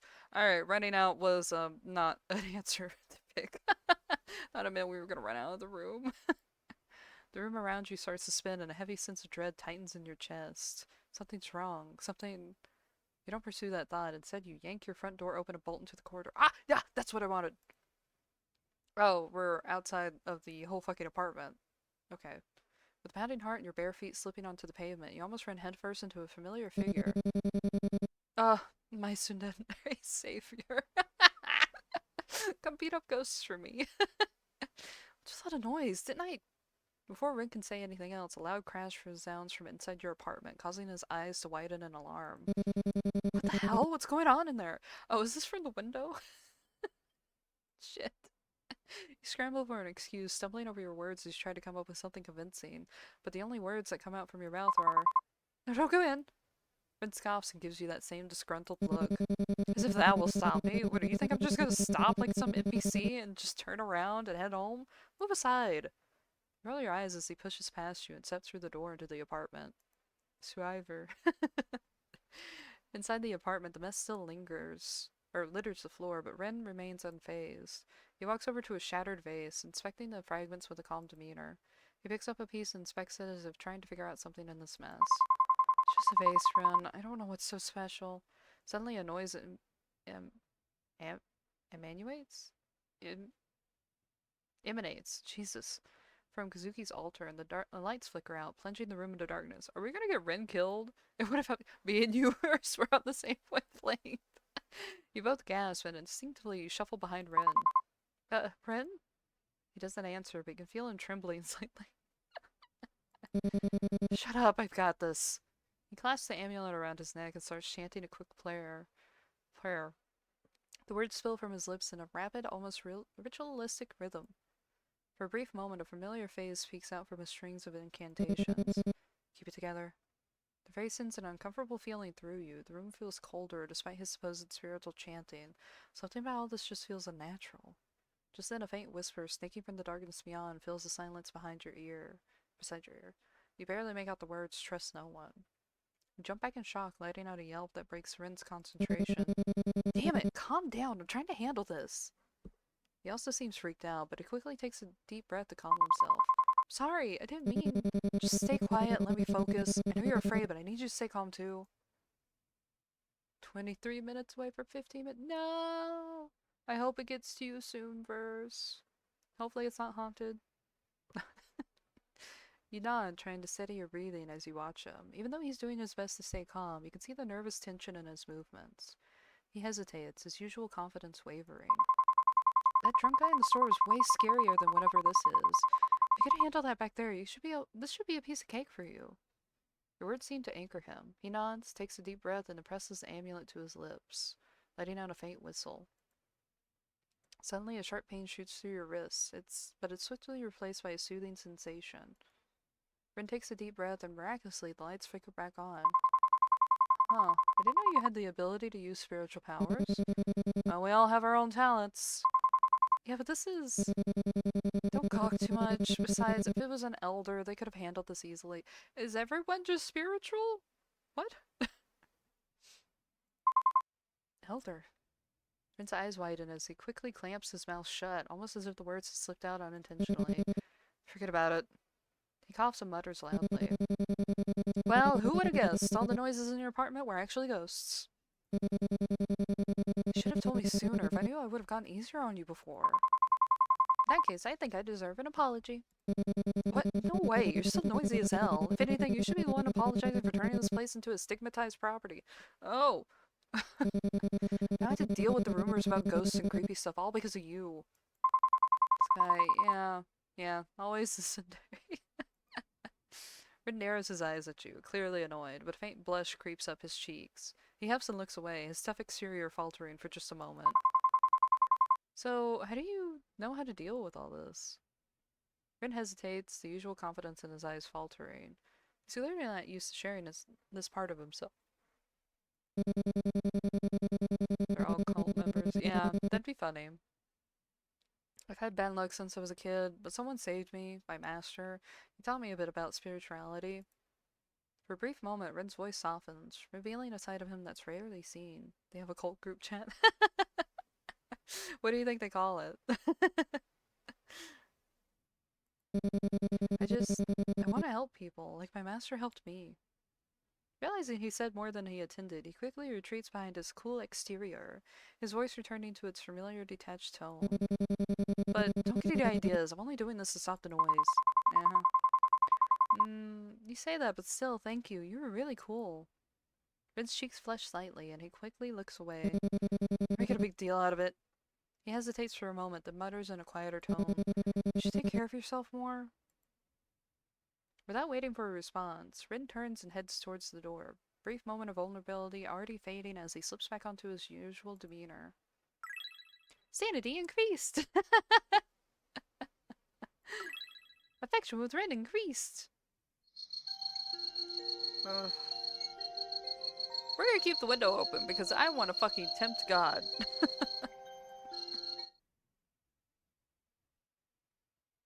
Ooh. Well, an ad's about to start, I think. A cultage.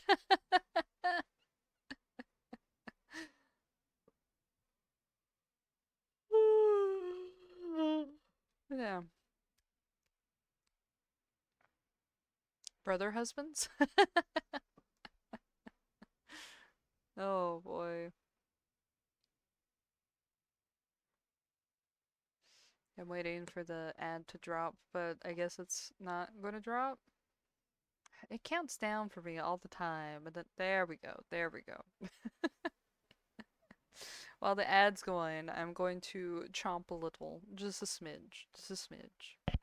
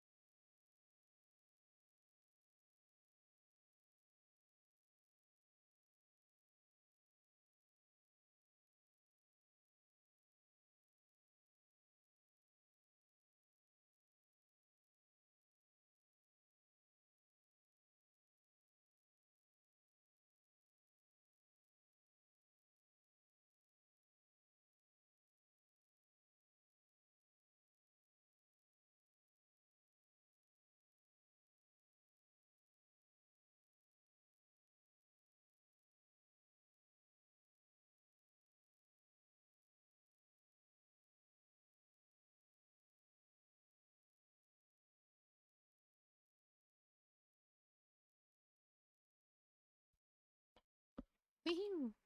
Ad break, and it is over. Yeah. Thank you, thank you. I appreciate the 2 pennies towards my espresso fund. I appreciate it very, very much.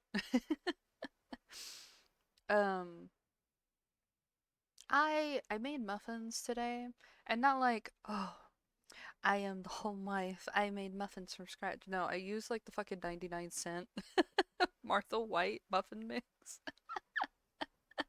Because it's like I've been getting to the habit of trying to like figure out my lunches and my breakfasts for the week at work, the week ahead. And I was like, oh, I can make this mix because it makes like 6 muffins, and I can bring like 2 muffins a day for my breakfast at work. It's nice, it's nice. Well, I decided to Google like ways to make it better, and people are like, add nuts, add more fruit, add this. And I'm like, yeah, okay, but I don't really have any of that, and I don't really want to put pecans in this. Um, but they were like, oh, you could add some butter, some melted butter into it. It makes it taste like more moist and everything. I was like, oh, okay. Dude, it tastes fucking bitchin' with just muffins. Lemmy poppin' muffins? Where did you get that? I want that. I want lemon poppy muffins. That's the poppy playtime I want. weird how just adding some butter made those muffins like I liked them anyway, they were fine, but with the butter they have like a nice little like yay to them. A nice little yay. Ah, but I have like 12 muffins because I made some for me and my roommate. And I'm like, boy howdy, I hope she wants to take these to work.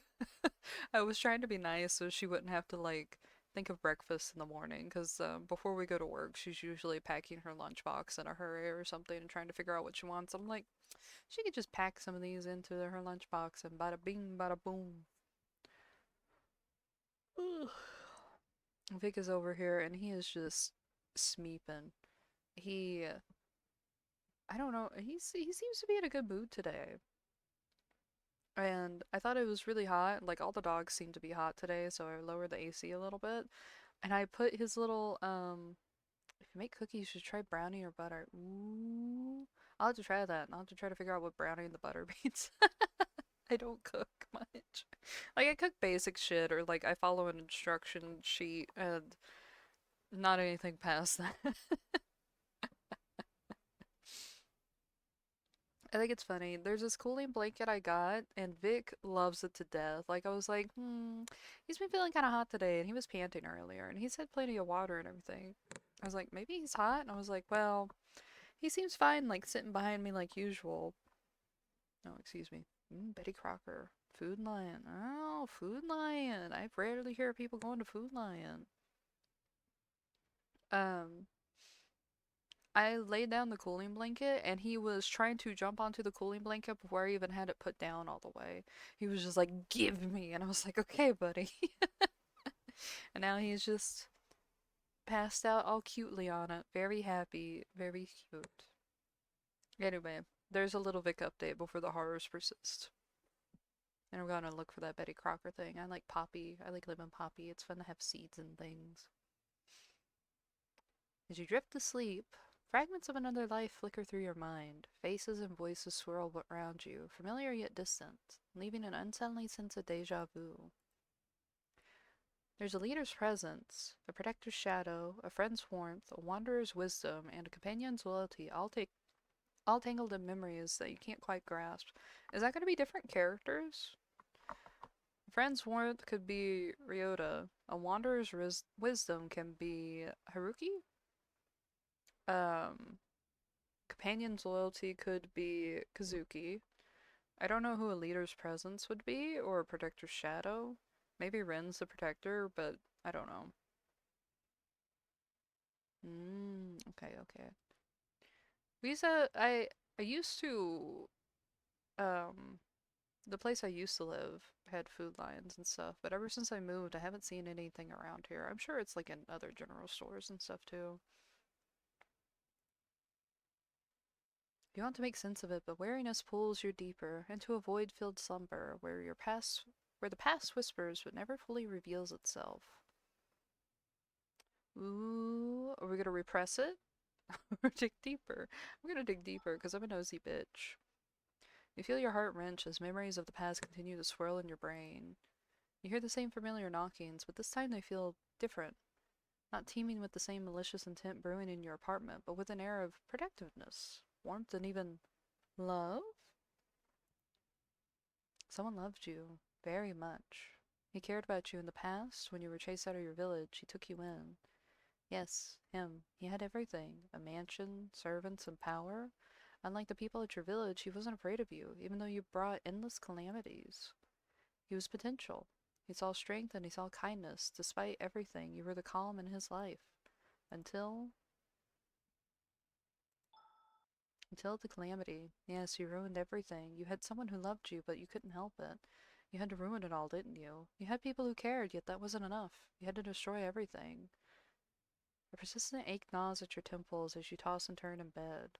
When you finally drift off, you find yourself trapped in a state between waking and dreaming, with the oppressive weight of sleep paralysis pinning you down. All around you, the shadows dance and morph into haunting figures.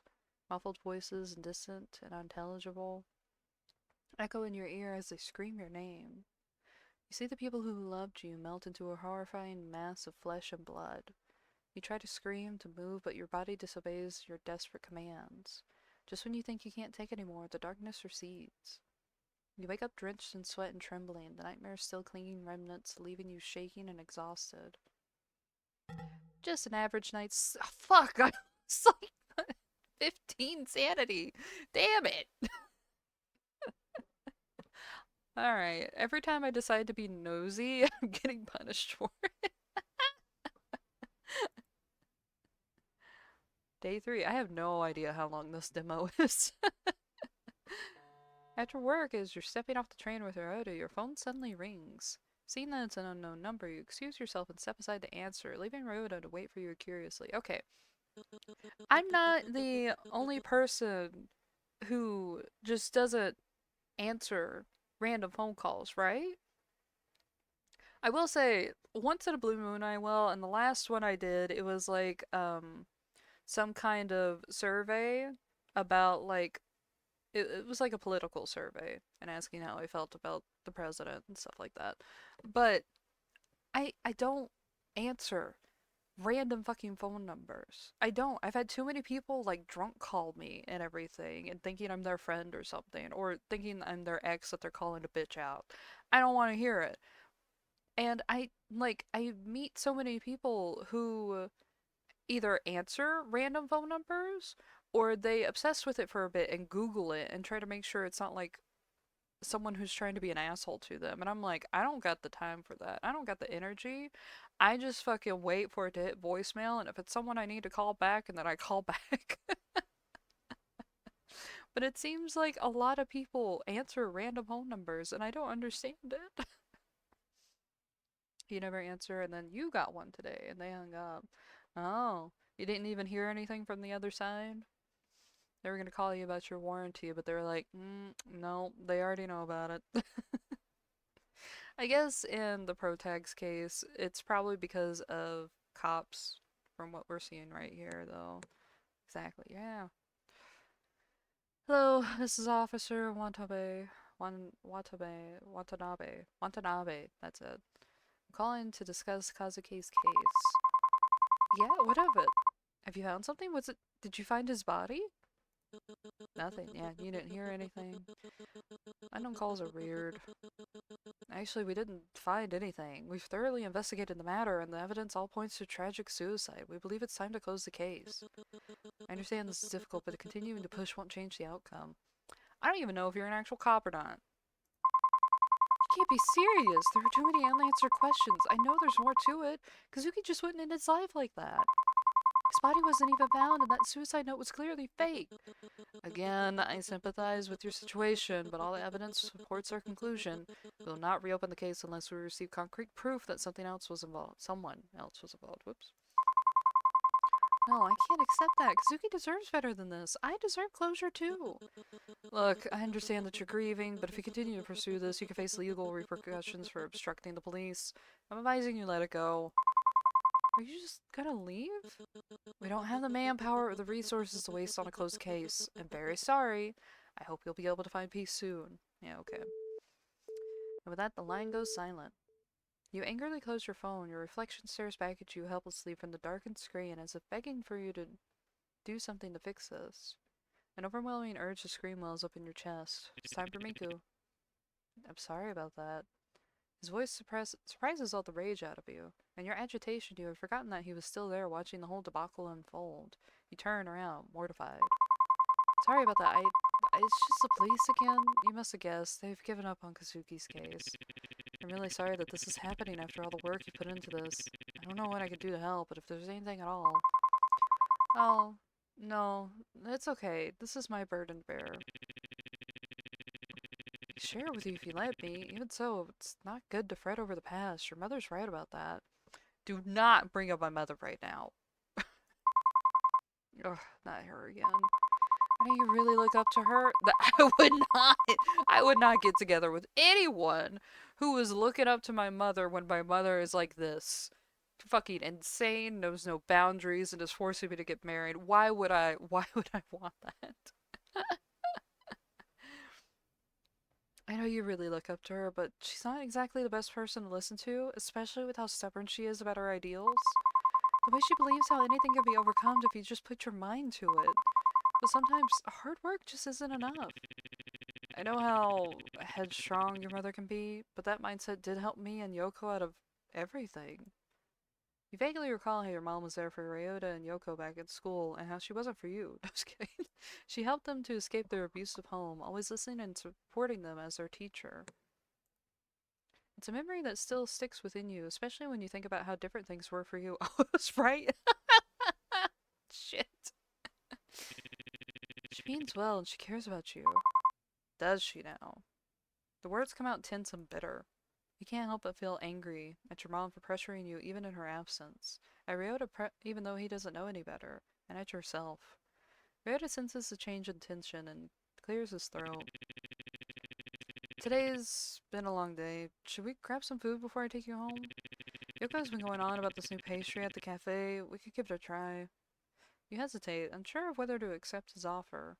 On one hand, you're annoyed at his blind admiration to your mom, but on the other hand, you know he's not doing it on purpose.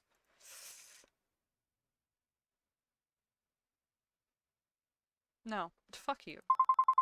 I'll go visit on my own. That's alright. Thank you for the invitation, but I have a few things to do before it gets too late.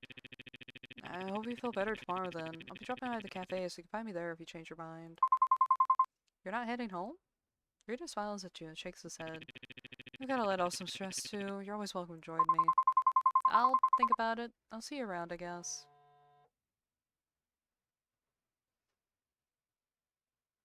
Visit the police station. Meet Rin. Oh, fuck. We do have to meet Rin. I forgot about that. I guess we'll see Rin because it's fun to torment him. Alright then.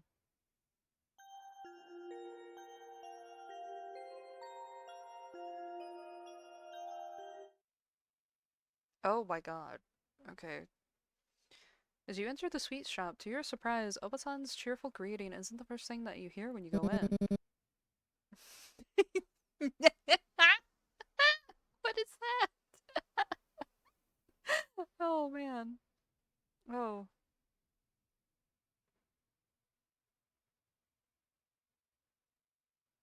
Sorry, my thing messed up for a bit. I don't know.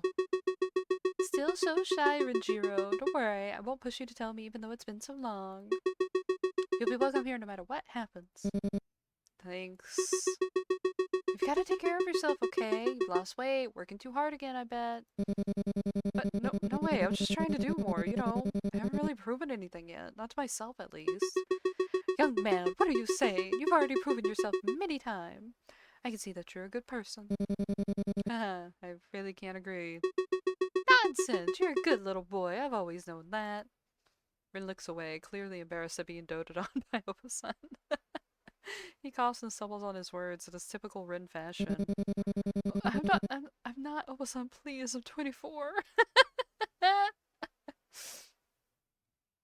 Oh. You step forward and Oba-san notices you with a cheerful smile. Could I turn down the game sound a little bit? Which one? The, talking thing? Hold on.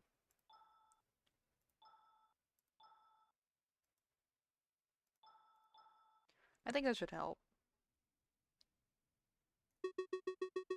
Does that help? Maybe? No, I don't think so. Yeah. Oh, Scum! How long have you been standing there? Come on in! Rin turns around, the blush on his cheeks finally fading as he narrows his eyes at you. I'll see you again. Are you stalking me or something? You asked me to meet up with you. Did you... Stare at him creepily. Where I am, what are you gonna do about it? Oh, these are good choices. Fuck.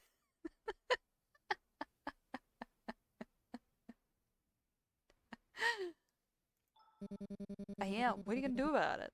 I'll still call the cops, even if you're a girl.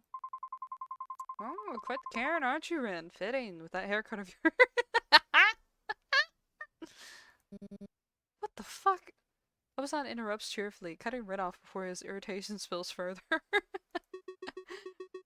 Ah, is this your infamous neighbor, Renjiro? Infamous? What? You've been talking about me? Rin rolls his eyes, crossing his arms with a huff. Yeah, you're a bit hard to ignore, especially with all the noise you make in your apartment. Rin then waves dismissively at Opa-san before pointing at you. That's her alright, the nuisance herself. You pout, jabbing a finger at him. Oh please, Rin, like you're any better. I've heard you yelling in your apartment late at night. What, did you bring a girl over or something? Haircut mentioned, Karen cut.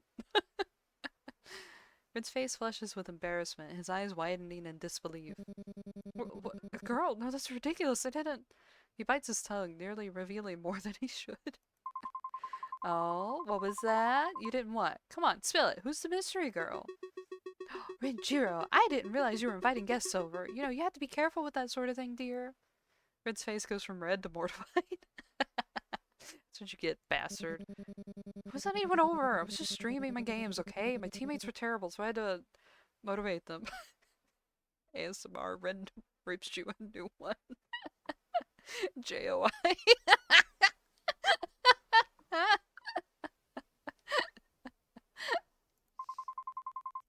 Wait, you're a streamer, Red? Ren stiffens, realizing he let something slip. No, that's not the point. Anyway, Obasan, you really ought to be careful around her. She's always poking her nose into things. Guilty. You never know what she might be up to. Excuse me? You're the one spilling all the secrets. If anyone's suspicious, it should be you.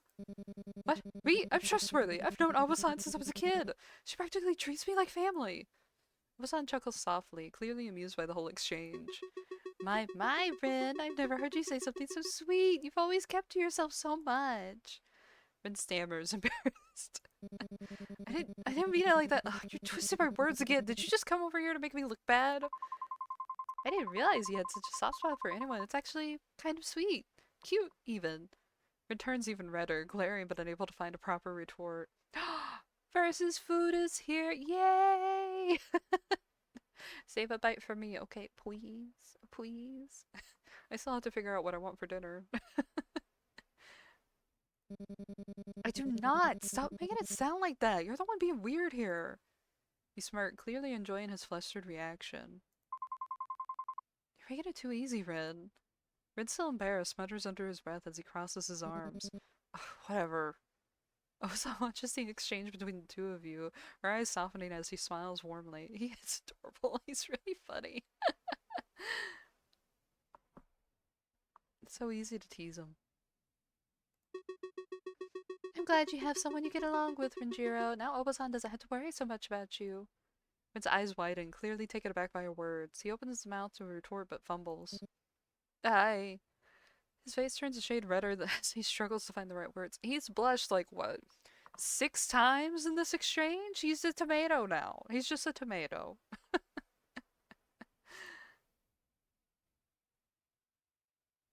Let's continue to get along. Look at you. Don't worry, I'll take care of him. You flash Obasan a reassuring smile, crossing your arms confidently. You throw a playful glance at Rin, clearly enjoying the situation. Rin's eyes widen and his face turns an even deeper shade of red. He immediately steps forward, waving his arms in protest.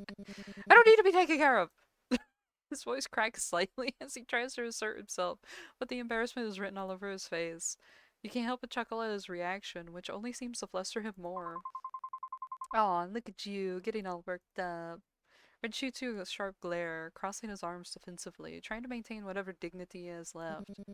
Cut it out, I'm not some kid you need to babysit. His cheeks remain flushed as he huffs in frustration, despite the endless teasing between you two. He still remains as embarrassed as ever. Before you can respond, Obasan lets out a sudden harsh cough, her frail form leaning heavily against the counter's edge. The sound startles you, and before you can move, Ren is already at her side, guiding her to the creaky wooden stool behind her. Obasan, are you watching your health? Remember what the doctor said about resting early? We should close up shop soon. It's so late already. Obasan chuckles softly, her eyes crinkling with affection. Ah, yes, I will. You're such a worrywart, Renjiro. Obasan is still strong. You two should take care of yourselves as well, alright? Voice crack, you say? She glances meaningless. Whoops. She glances meaningfully at Ren, her voice softer now. And Renjiro, come visit soon. Your family too, you know. There's a brief silence. Rin stands there, his expression unreadable as he looks at her. After a moment, he awkwardly rubs the back of his neck. I'll think about it. After saying your goodbyes to Obasan, you both step out of the sweet shop, the warm night air greeting you as you leave. The streets are quiet, illuminated by the soft glow of the street lights. Rin falls into step beside you, his hands shoved into his pockets. There's a brief silence as you walk, the sound of your footsteps echoing softly against the pavement. He seems lost in thought, a slight frown creasing his brow. As you near your apartment building, the tension in the air begins to lift, and you decide to break the silence. So, how do you know Obasan? Rin hesitates, glancing at you as if weighing whether to answer. You offer a small, awkward smile, silently hoping he won't brush you off. But after another moment of silence, he lets out a long sigh. She took care of me when I was a kid. I practically grew up hanging around her shop. He pauses, as if the words feel unfamiliar coming out. She was good to me, always there when I needed someone, but once I graduated high school and moved out and kinda lost touch with her. He shifts uncomfortably, clearly not used to being this open. So when I ran into her again, she called me by my name like nothing had changed. It just surprised me, I guess. He rubs the back of his neck, his voice dropping slightly. I was so caught up in my own life, I forgot to involve her in it. You hesitate for a moment, the quiet stretching between you and Ren. The soft hum of the night settles around you both, and you're unsure of what to say next, but then Ren speaks up, a hint of awkwardness in his tone. Yeah, well, it's not a big deal or anything. I spend time with her when I can. Figured I owe her at least that much. There's a slight edge to his voice, like he's trying to brush off the weight of his own words, but the way his hands jam into his pockets, the stiffness in his shoulders, says more than he does. That's really thoughtful of you. Obasan has been through a lot. I try to help her whenever I can, too. Rin lets out a quiet breath, like he's trying not to acknowledge the compliment. Okay. His eyes shift towards the ground, and he shrugs, but the gesture feels half-hearted. I mean, I do what I can, but you know her. She's always telling me to worry about myself instead, like I'm the one who needs looking after. You smile at that, imagining Obasan's fussing nature. Yeah, I wish all grannies were like her. Rin tilts his head, curious, though he keeps his gaze forward, not quite meeting your eyes. Yours isn't? You pause, considering your words before speaking carefully. Well, the closest thing I have to a supportive maternal figure isn't exactly what you'd call maternal. There's a wry smile on your face, but the weight behind your words lingers in the air between you. Rin doesn't press further, but the subtle nod he gives feels like he understands more than he lets on. There's a softness to his expression now, something quieter, more introspective. Obasan is different. One in a million, I guess. His voice dips, the usual sarcasm fading as a more vulnerable side peeks through. It's brief, though, and before he can say anything, he clears his throat and quickly adds. Maybe I'll visit her again tomorrow, as if I have time. If I have time. Jesus, I made him sound so much ruder with accidentally adding an as. Maybe I will too. She always seems happy whenever you're around. Rid's usual smirk starts to return, as if he's trying to push away the previous moment of vulnerability. Yeah, she might like that, but me? Not so much. You roll your eyes at him, unable to stop the smile that plays on your lips. Oh, come on. You know you secretly enjoy my company. Rin coughs, but there's no real heat behind it. His sarcastic mask slips back on like armor. The tension in his shoulders has eased. Enjoy it? Please, you're just tolerable, that's all. Oh, we're in, boys. We got it into his heart. We hit the tolerability stage. We're in there. The two of you continue walking in companionable silence, a soft crunch of gravel underfoot the only sound. The night air is cool and gentle, and there's a strange sort of peace in the quiet between you, something that's unspoken yet understood. When you finally reach your apartment doors, there's a brief hesitation.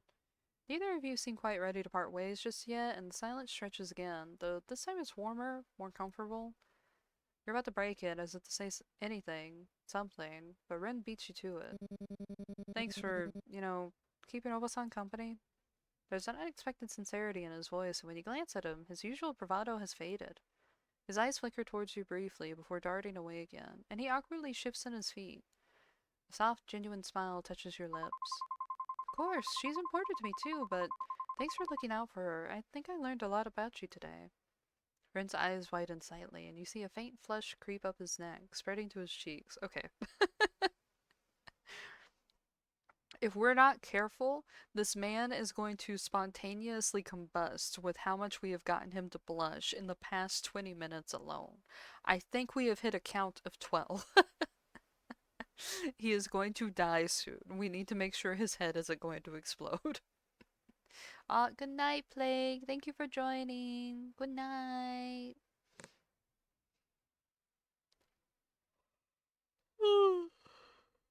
It's only 6 o'clock here, but man, a nap sounds good. He opens his mouth to respond, but then quickly shuts it, clearly frustrated, or flustered. His gaze flicks away and his voice comes out hurried and defensive. Oh, okay. Yeah. Asmer time. Scum Asmer. Well, forget about it, okay? Before you can respond, Ren quickly spins on his heel, making a beeline for his apartment door. He fumbles with his keys for a second, then throws the door open with a little more force than necessary. It slams shut with a loud thud, rattling the wall between your apartments. You can't help but chuckle to yourself as you stand there for a moment longer, staring at the now closed door. Ah, there he goes again. There's something endearing about the way he tries and fails to hide his softer side. As you turn towards your own door, whoops, a small smile still lingers on your face, the night feeling just a little warmer than before. Okay, we got one thing done.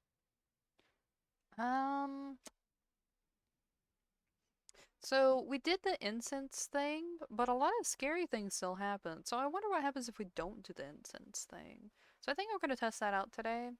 And maybe visit the police station if it lets me. Okay, never mind. Fuck all that. I'm heading home now. What? Another exhausting day of work is finally over. I hope tomorrow won't be as bad as today. Just as you're about to close the door, you feel a pressure on the other side. A foot wedges between the door and the frame, stopping you from shutting it completely. Hey, yo! The cult.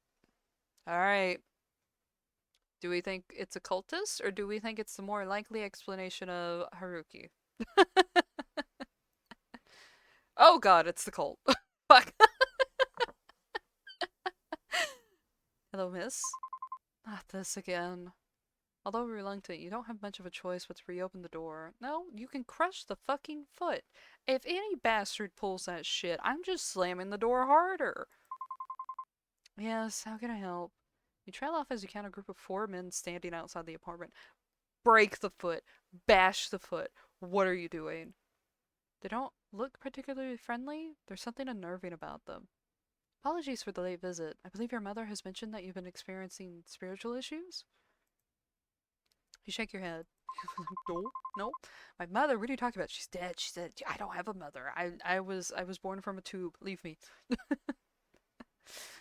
mother, what are you talking about? I think you got the wrong person. I'm not sure who you... You might not have noticed it, but Hiroshi no Kami's influence has already touched your life in ways you don't yet understand. Snap the foot in half, right? Ooh, I scratched my mouth and it stuck my tongue out.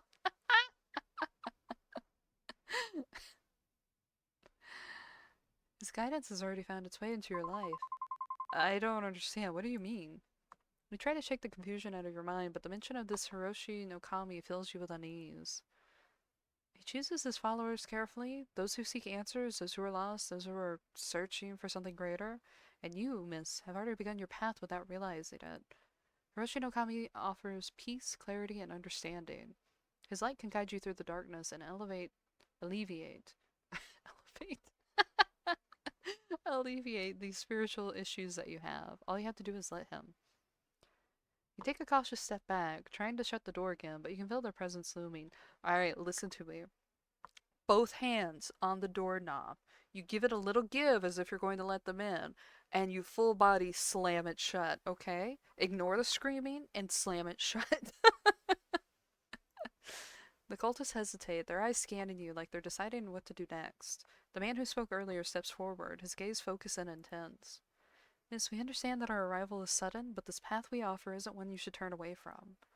Hiroshi no Kami's light is already in your life. It has touched you, in your dreams, and it can give you more than you could ever imagine. Grab his dick and twist it!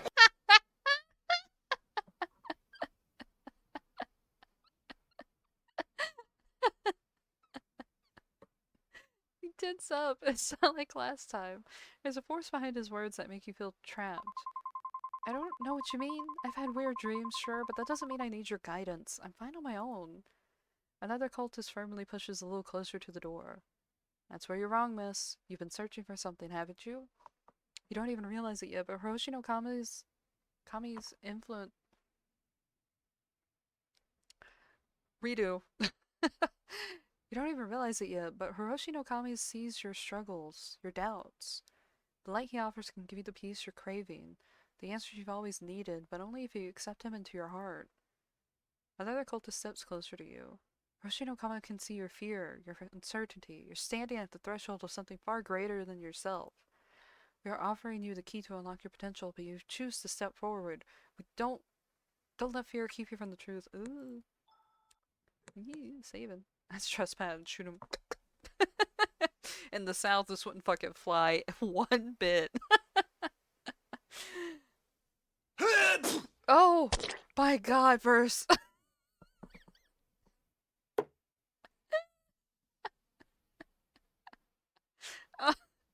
The sneeze got me. Yeah, get him, verse. Fucking sniper him. Hell yeah.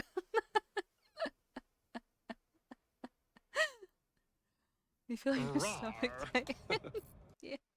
Right on the dick, yeah, that's what a Asterion would do. You feel your stomach tighten, the pressure of their words hanging in the air like a heavy weight. I don't need anything from you, I'm fine, just... No, you're not fine. You're hiding from the truth, it's obvious. You've been running from your own destiny, from the path that Hiroshi no Kami has set for you.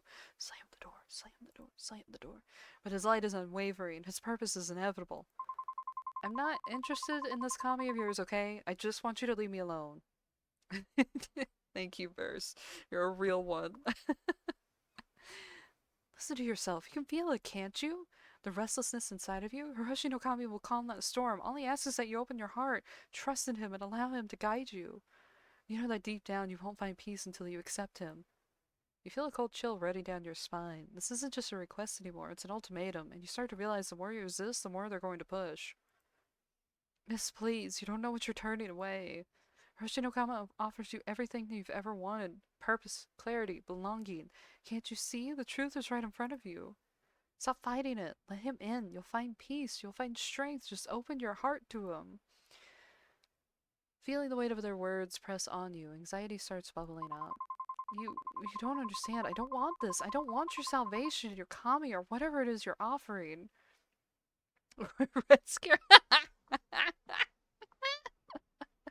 Ah, no camaraderie in here. Just leave me alone. A look of disappointment flickers in his eyes before he exhales, almost sorrowfully. We were hoping you would come to this on your own, miss. We wanted to offer you guidance, not force you. But it seems you're still not ready. We'll be back. Hiroshi no Kami's light will reach you eventually. Everyone finds their way to him in time, but you still have to face him, whether you're ready or not. The cultists begin to step back one by one, but their eyes linger on you, almost as if they can see something you can't. Time to move! The weight of their gaze lingers long after they disappear down the hallway. You close the door, your heart pounding, panting, feeling the strain of the encounter. They want to accept their Kami and they aren't giving this up easily. They're gonna keep coming back, coming to push me to their side. Oh, my sanity. I gotta play Miku. I gotta play Miku. You finally head home, tired from today's activities. The stench of today's weariness clings onto you, heavy like the evening air. However, before you can crash onto the couch as you usually do, you see her. An all too familiar presence seated with a rigid stillness that sharpens as she looks up, disappointment carved into her expression. Hi, Mother. Why are you doing this to me? Do you know who called me today? The police. Again. And why? Because of you, prying into the Kazuki boy's death again. How many times must I tell you? His curiosity will be ruined. Mom, please, I don't need... Need? This isn't about what you need. I'm not offering help. I'm just telling you what has to be done. Everything you're missing, I've already laid out the answer to you. I'm giving you solutions, but you're the one that's not willing to change. It's you that's the problem. Thank you, Mom. Rhoda, the Exorcist, Mom, I'm trying. I really am, but... Trying? By pushing away the people I send your way? Imagine my shame, knowing you treated those with wisdom and respect like common intruders. Well... you were the one who sent those weird religious people to my house? Mom, they're complete strangers. Weird. Watch your tongue, girl. Girl? I'm just kidding. Dafa cover up. Yeah, I know. Like, what the fuck, man? They've grasped truths you'll never understand, and you've turned them away. You're unwilling to change. Mom, I don't need them. I don't need... They can help you find peace if you let them... If you let me help you. Her gaze pierces through you, and then a calculated shift. Her voice softens to a deceptive murmur that chills your skin, like the calm before the storm. You won't have to bear these burdens if you just listen. All I want is what's best for you. The room feels as if it's closing in, shrinking with every word that slips from her mouth. Her voice relentless and insistent, sinking into you like a weight pressing from every side. It's too much. Your sanity's slowly slipping.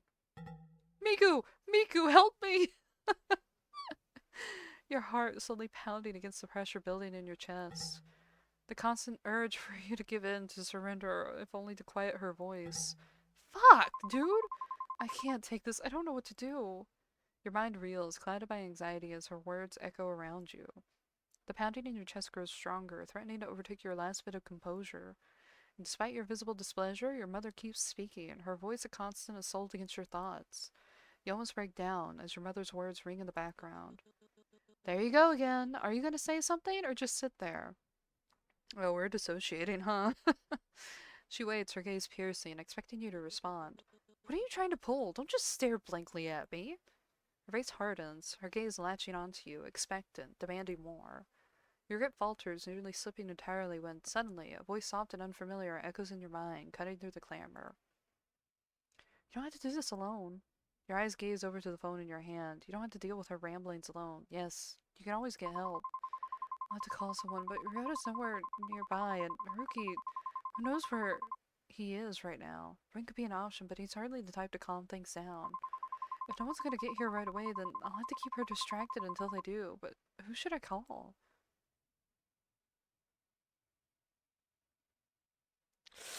Okay. So, I would want to call Ren, because it's fun. We're building up affection with Ren. I'd like to see him sass off and everything, but in the long run, that's going to make her mad. Call Haruki. And he can be like, yeah, totally, I'm getting that bread. I can do this. I can solve this. And she's like, that's not the person I called. And he's like, I can do it better. We can annoy her even more. Or we can call Ryuta, which has like a weird hard on. That's wrong choice words. Wrong choice words. He has a weird fixation with our mother and is very endeared to her, which means that she'll be all soft and put up the nice mom act, especially around him. Ooh, okay. Choices. I'm leaning towards that, but I really don't want to because I don't like Ryuta. Like he was fine at first, and then the second where it's like, oh, I really look up to your mom. I'm like, fuck you, fuck you. So do we want to make mom angry, or do we want to calm her down? I'm leaning towards angry, but which wave of anger? Yeah, Verse, you also know. Me and you on the same page once again. Same brain cell. I feel like they would gang up on us. Right? Oh, that's right. That's right. That's not even a thing I considered. He would probably pair up and gang up on us. And he'd just be like, your mom's trying to help. Look at how much she helped me and Yoko. It's like, whatever.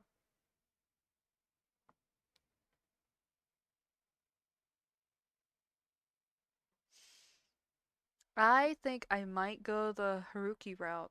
I think so. We've spent a lot of time with Rin, and I think this will be fun chaos. I think this will be fun chaos.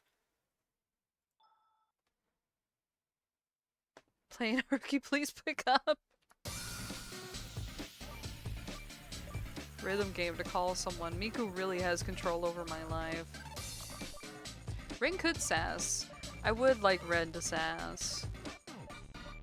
But I think I want to be a dick and be like, yeah, you called this guy, right, Mom? So here he is. Ah! Fuck. Ah! Ah! Ah!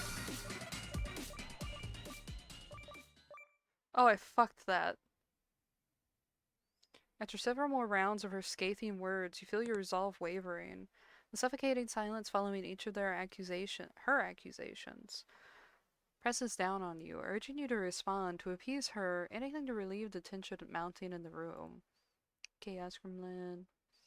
Your thumb hovers over your contacts, finally landing on that familiar name. Haruki. Did you really call him? You're not sure what he could do, but if your mother believes in him enough to hire him, then it's worth a shot.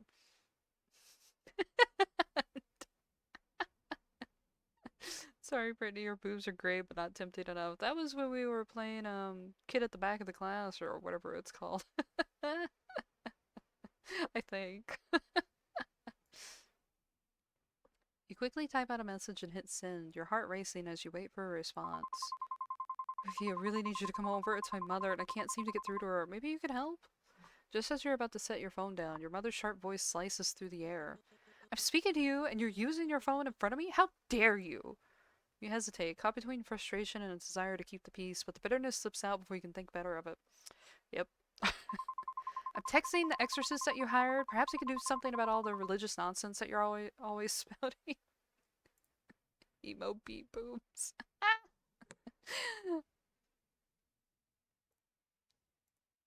Her expression shifts, disbelief morphing into indignation as her eyebrows arch. You're bringing him up now? This isn't about him. This is about you and your unwillingness to accept the solutions I provided. I am calling. What are your fucking solutions? God. You take a deep breath, the rising tide of anger in her voice only fueling your resolve. Well, I am. I'm utilizing one of them. Shit. You provided the solution after all? Her face reddens as her frustration mounts, her voice a mix of anger and exasperation. Don't get mouthy with me. This isn't about him or your so-called supernatural problems. You take a deep breath, trying to maintain your composure as you lock eyes with her. Mom, please, just hear him out. He might have some insight at what could actually help us. You hired him for a reason, so do his job. Let him do his job. Whoops. Fine. You want to drag an outsider into this, so be it, but I don't think for a second that this absolves you of your responsibilities. Feel a moment of relief wash over you, but it's quickly overshadowed by the rising tension in the room. You return your attention to your phone just as Haruki's cheerful text appears.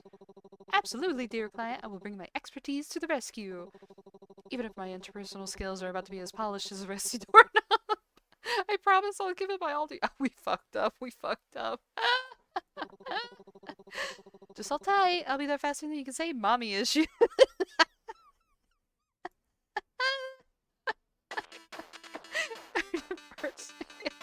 His jovial tone makes you smile despite the tension, and for a moment you feel a flicker of hope as you picture him bounding through the door with that trademarker exuberance. The air thickens with tension as your mother processes your reply, and you can feel a spark of defiance brewing within you. Jeez, I keep laughing, I keep fucking up. Now you just need to keep calm until he arrives. Maybe one more song? Oh shit, oh fuck.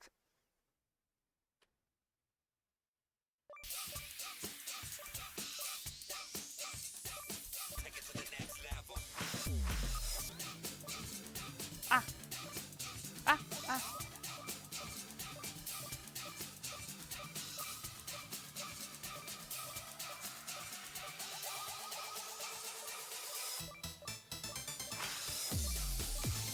Ah!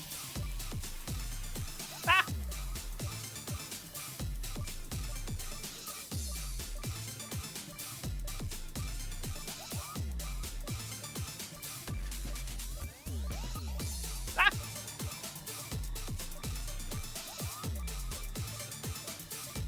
Can you imagine your mom cussing you out in the background? You're like, yeah, okay, I'm playing Miku now. You think she'd cuss you out to beats unintentionally? Good choice. Yeah. Impressive, you hit 95% until now. Thank you, thank you. Sanity increased! Thank you, Miku, thank you, Miku. You managed to calm yourself down, your heartbeat finally steady, and your mom's words still rattle in you, but you remain calm. Calm enough to hold your tongue. Don't have to imagine. True, true. Each minute stretches, her harsh words chipping away at the last remnants of your patience. Just when you begin to doubt he'll show up, there's a knock at the door. Ta-da! The doorknob rattles, seems to be rattling a bit. I can't open this, hold on. The doorknob slowly turns. Ta-da! It's me, Haruki! My apologies. I thought I'd, well, glide right in. Seems the door has outsmarted me. Oh god, we're fucked. Motherfucker walks in like, I got outspited by a piece of wood. Oh, I think an ad's about to start, so we'll sit here for a bit. Let the ad go through. I'm gonna play with my Arthur and Isaac clips. ASMR.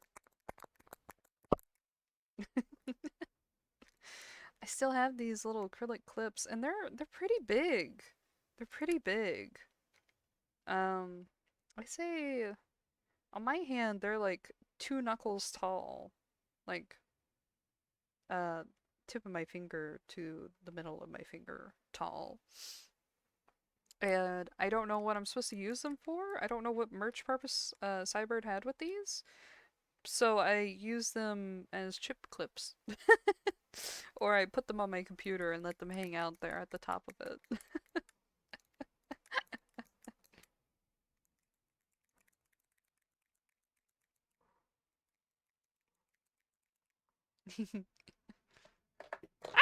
Oh, great. 10 out of 10. Great streamer. Do you see where I forget sometimes that I'm streaming? And that I'm not just like on a call with someone? Great, great, wonderful.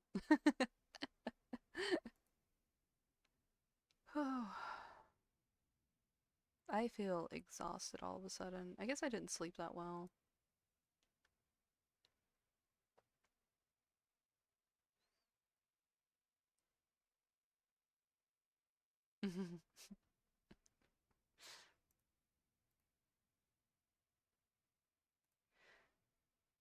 What's erotic about target practice? Oh, Vincent.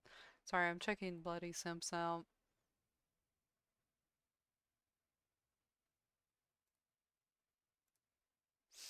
There's a lot of messages that I have missed. It's hard to keep track of servers nowadays. I'm trying my best. I'm trying. God help me, I am trying so hard. Let's see. New window.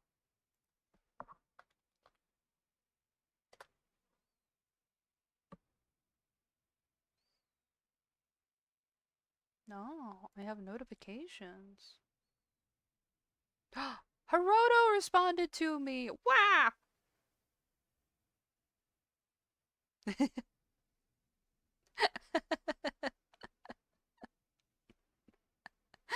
Oh, he's so sweet.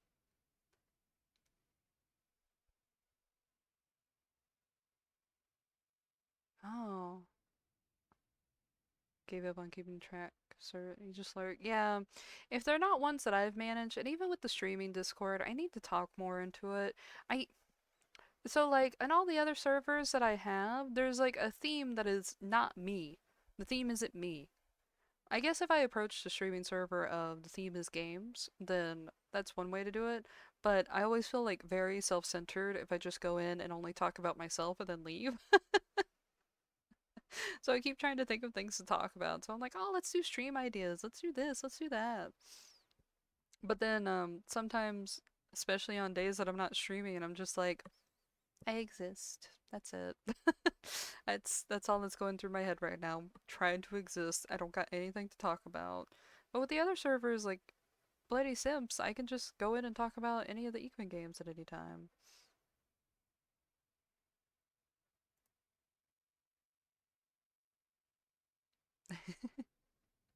Hiroto was asking on Twitter, um, he was like, just out of curiosity, especially the Otome fans, what anime did you watch through your teenage years? Curious if that had influence on you to start liking the Otome games. So I responded that I was like, well, I didn't have cable really, so I mainly read manga and I listed out some things. I was like, I feel like I shouldn't be into Otome based off my other interests, but cyber games drew me in all the time. And then he was just like, oh, I like this a lot. It looks like your favorites have some romance in them, so I can see why you enjoy Otome. I didn't think he was gonna respond at all. He's always like so happy on. Whoa! Two dicks! Closing Twitter.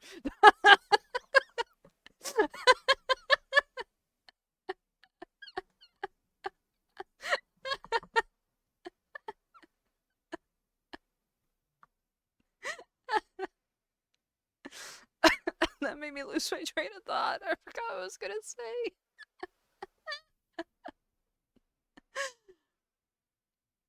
The day we got cable was the day I discovered Bakugan and never looked back. Oh, my brother was so into Bakugan as a kid. I never got into it, but he had all the toys everywhere and they're fun to play with. Dragon Silas.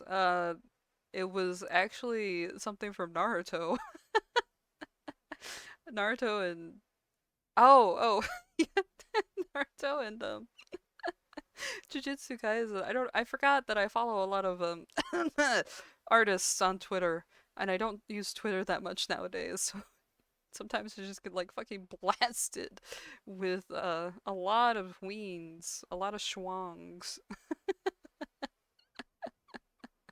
That shocked me. Anyway, speaking of dicks, let's talk to this one. Let me fix my tracking a little bit for a second.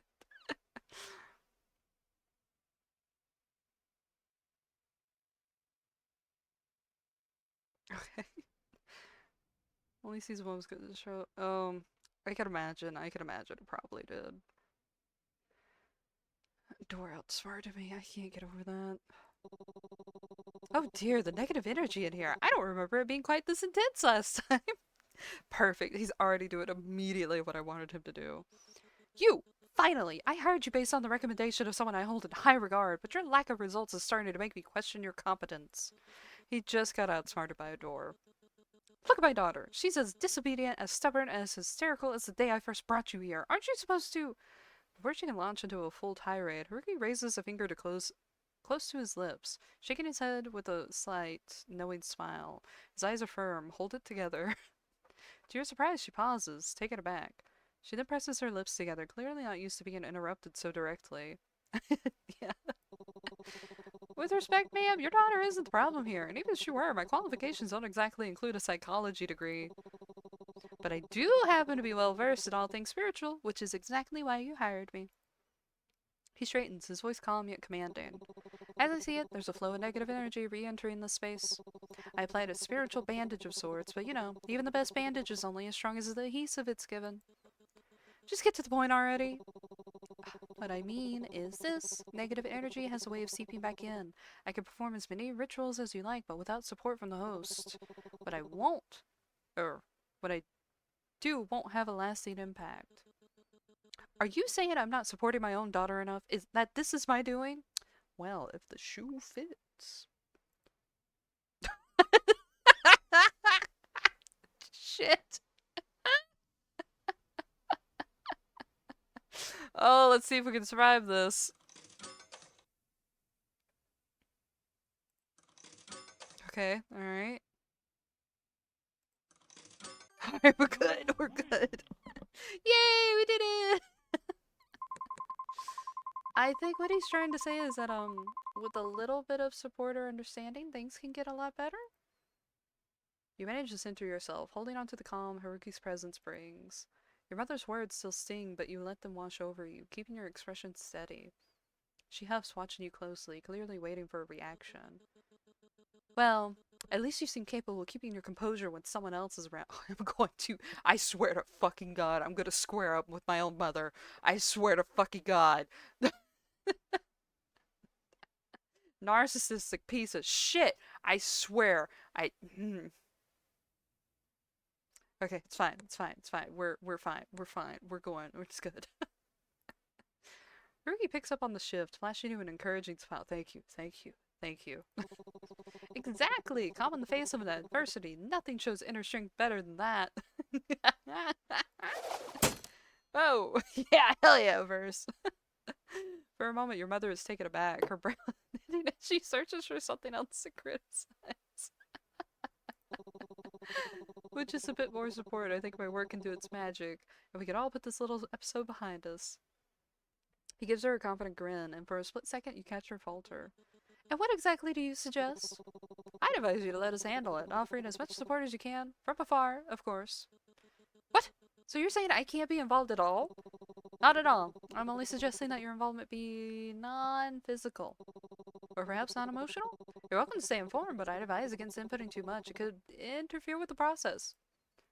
Your mother's expression hardens as she looks at him with sheer disbelief, ready to object. But Haruki's gaze sharpens, his voice dropping low and steady, so quietly you almost miss it. The elders have vouched for me. Let me do my job. Fine, but don't think I'll just sit back in silence. This is my daughter, and I'll speak up if I need to. The serious glint in Haruki's eyes fades as he beams his usual grin. Absolutely, your input is very, very important.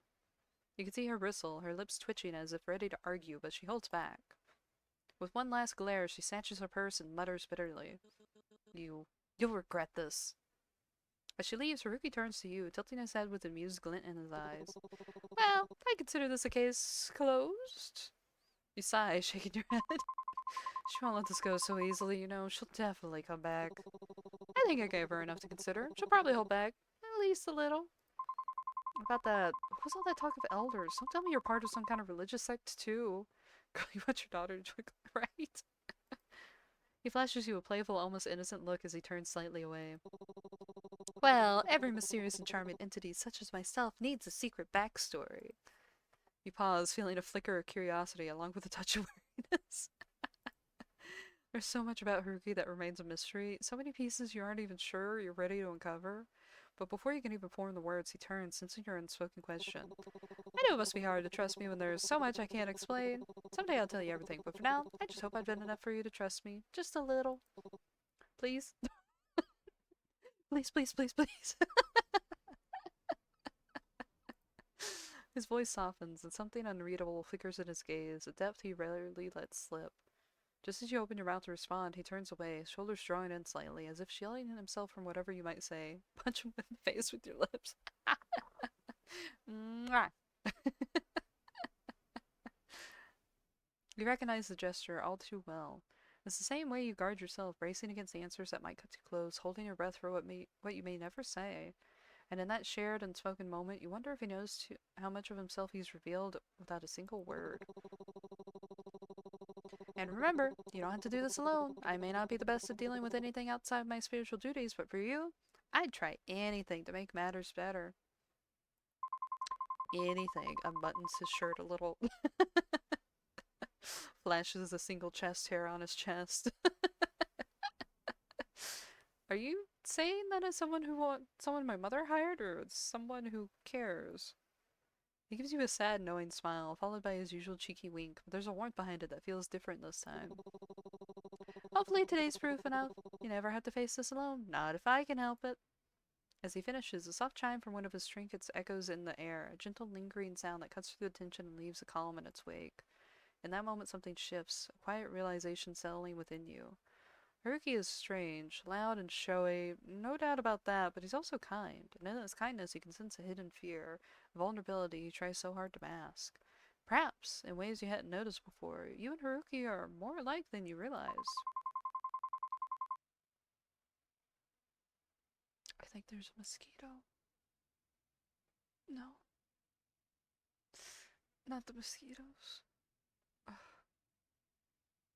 I'd say the same to you, I only wish I could help you too. Haruki pauses, clearly caught off guard by your warmth. A small smile curls his lips before he slips back into his usual playful charm. Ah, my dear client, your very presence is a soothing oasis in the desert of my life. With that, Haruki launches into another one of his flamboyant monologues, every word layered in theatrics. After a few more light-hearted lines, he bids you farewell with an exaggerated bow, leaving you to wonder which Haruki lingers in your mind. The bold, larger-than-life gesture, or the rare, gentle presence that emerges when his guard slips. Fab is coded. Sanity increased! Affection with Haruki increased! Let's go see the shrine! Kazuki. The air around the shrine feels oddly... Question mark? Work was tiring today. I'm sorry, Kazuki, but I'll do what I can. There, all cleaned up. Perhaps some incense from the temple would help me feel better, but I'll have to get it for you next time, okay, Kazuki? I really wish I could, but it's late.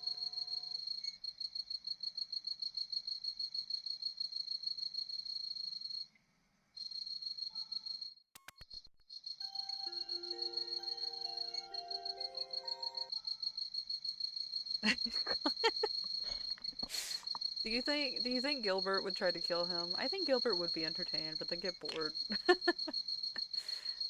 The window remains open, but this time there's no cotton candy scent. Instead, you see a child...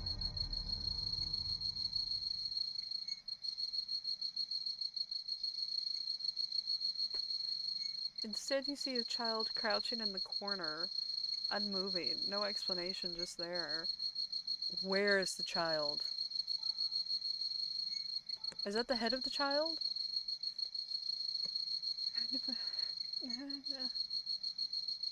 Now that's a strange sight. In true classic horror movie fashion, do you keep the window open to check if he's okay? Just in case it's a neglected child, or do you pretend you saw nothing and close the window?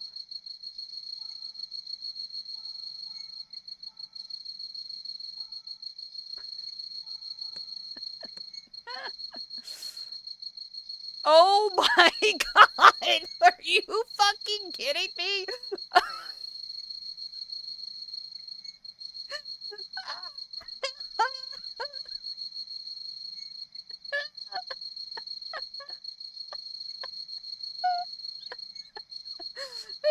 Leave the door open. Leave the window open.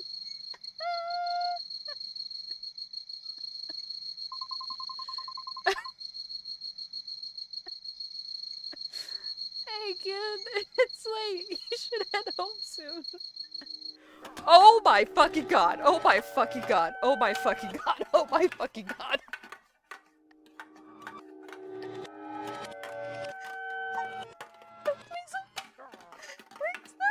It's so cold out here. Please.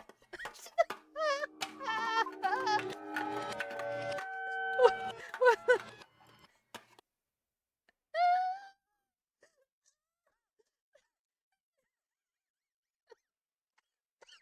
Oh, they got me. They got me.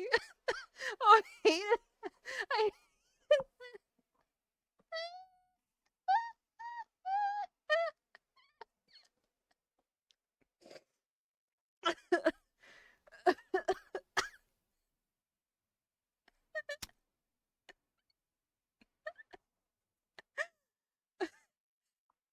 I'm gonna be honest. I wasn't expecting that to get me.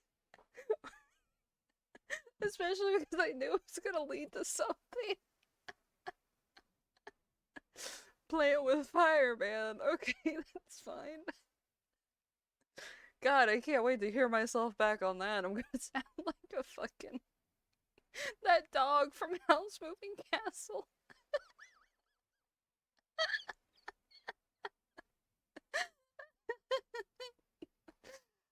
Oh. Sorry. Just like that, whatever was outside the window is gone. The spot where it had been just moments ago is now empty, swallowed by the night. No footsteps in the frost, no shadow in the dim glow of the streetlights, just silence. I'm gonna regret this. I'm gonna regret this. I'm gonna make a save. I want to see if he still freaks out.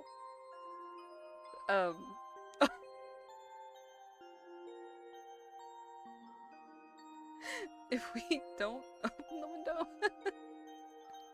So there's a warning. There's a warning verse. There's a warning.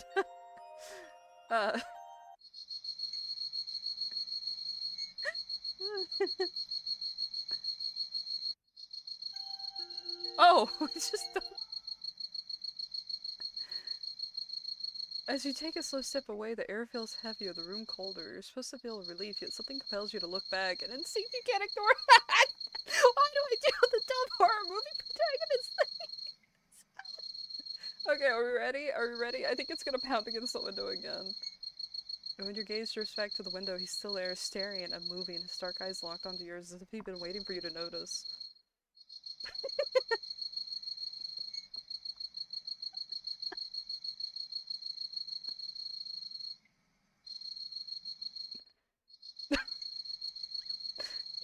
The curtain shut in an instant, heart pounding as you shut whatever lurks behind the glass. Part of you wonders if it was real or just your mind playing tricks on you, but you're not about to find out. Au contraire. It's best not to meddle with these sorts of things. Oh, it won't even let me do it again. Okay, let me go back to where I definitely fucked around and found out. I want to see if that impacts tonight at all. Oh, man. What if I check the shrine again? Nothing creepy. Okay.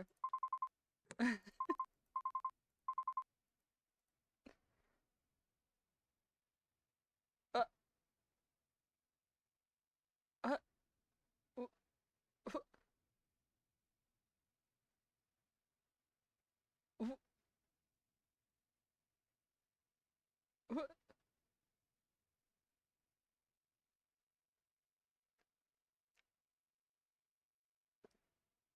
roll back?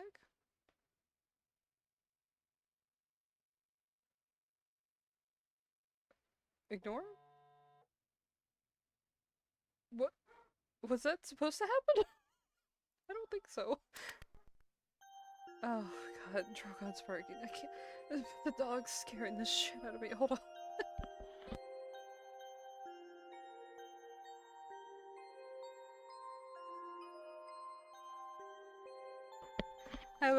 having a fucking whale of a time. Whale of a time. That was great. Poor Plague trying to sleep. We just get all these scares. You're keeping it together pretty well somehow, but there's no harm in making sure you're extra calm. Miku saved me. Smog. Normal.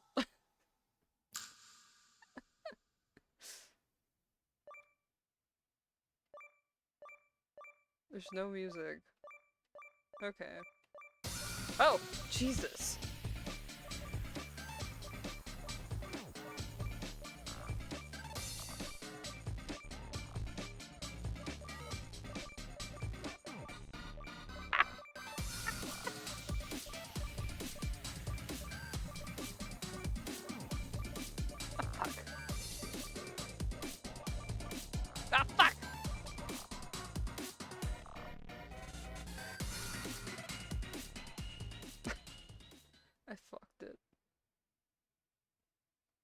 You have hit 95% of the total note. Thank you, thank you.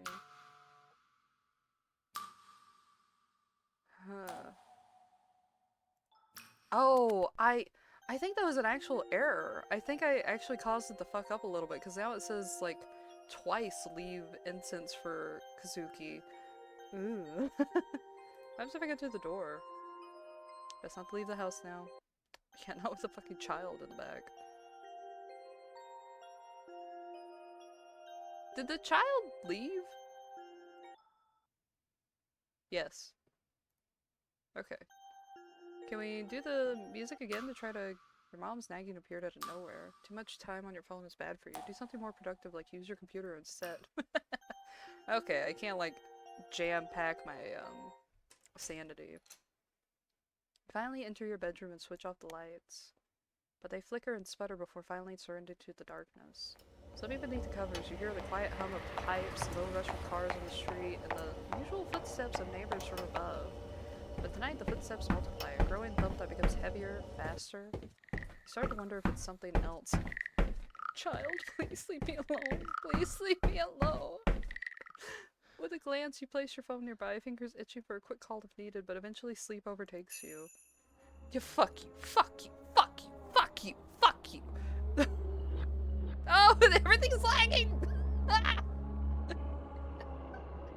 Oh, I hope this doesn't make my voice all laggy for everyone. Okay. I'll just pretend like normal. It's fine.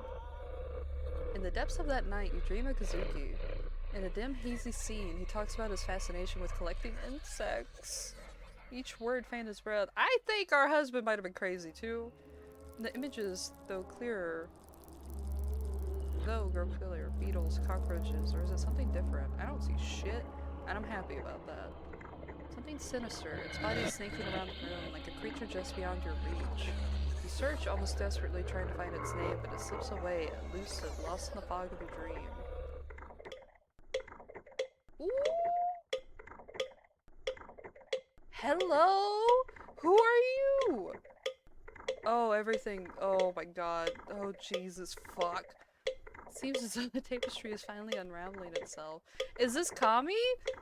Hey. That's my eyelash. The key players have already made their first move. But some have moved quicker than expected, others still hesitate as if time waits for them. I wonder what your next move will be, my dear princess. Oh, molting form and shedding skin, it claws the life from death within. Survivors call a twisted creed, the ancient curse, reborn to feed.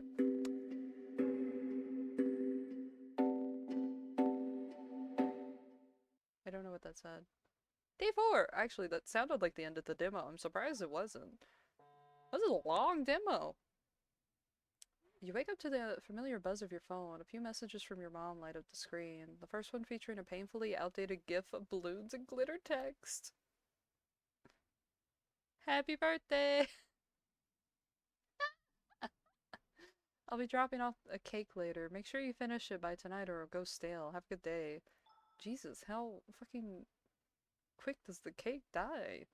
You can have cake for like at least 4 days stretched out, can't you?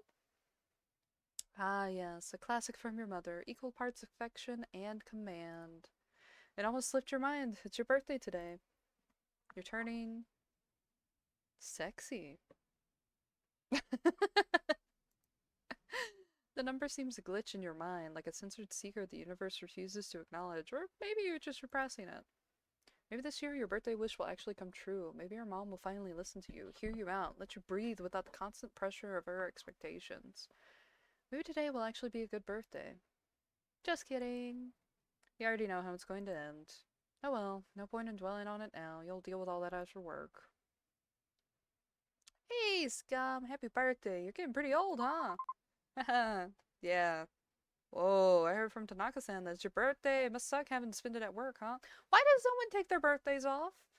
It's like everyone I know forces themselves to work on their birthday. But I don't. I don't pull that shit. You know why? Because I tried to. Because I thought it was like when I was younger, like a teenager. I thought that because one of my old managers belittled me for wanting my birthday off of work or something. And then she belittled me again for working on my birthday. It was like a very weird back and forth with that. Um, but I remember like it's like, oh, it must be nice to actually be able to take that off, all like sarcastically and everything. And I'm just like, ugh. But like I tried to work my birthday twice, I think. I think I tried it once, and then I tried it again later on. And every fucking time I worked my birthday, I had the worst fucking customer interactions ever. To where, like, I was crying at work and everything. And I'm like, you know what? I'm not fucking working my birthday anymore if I can fucking help it. I'm always gonna try to get the day off. Worst case scenario, call out, but I haven't had to call out ever since I started taking it off. My bosses are like, why do you want this day off? And I'm like, it's my birthday. And they're like, oh, okay, yeah, that's fine. But like, I don't understand the mentality of like forcing yourself to work on your birthday because it's like, even if you don't view your birthday that well, it's like that doesn't help it, right? It just makes it like even more sad, in my opinion. I don't know. Oh, that's just life. Haha. I don't know how many more hahas I have left in me. I want that. I want that as a shirt. By mid-afternoon, it's clear that today is just another work-filled birthday. The highlight of the day, a hefty stack of monthly reports unceremoniously dropped onto your desk by your boss. Truly unforgettable birthday gift. As you shift to your reports, a familiar voice calls out from behind you. Happy birthday. Ah, thank you. Haha. You glance over your shoulder, offering a polite smile. You said that quite a few times today? Oh, I didn't realize it was you, Ryota. Maybe I should have made my birthday wishes a bit more memorable? Yes. Yes, maybe you should have. Don't worry about it. Honestly, I think I've heard enough birthday wishes to last me until next year. Hopefully you're not too worn out to actually celebrate it, though. Like a concert or something. Yeah. My best friend turns their whole birthday into a birthday month celebration. And I kind of want to adapt that. And it's not like every day you must treat my best friend with like birthday respect or something.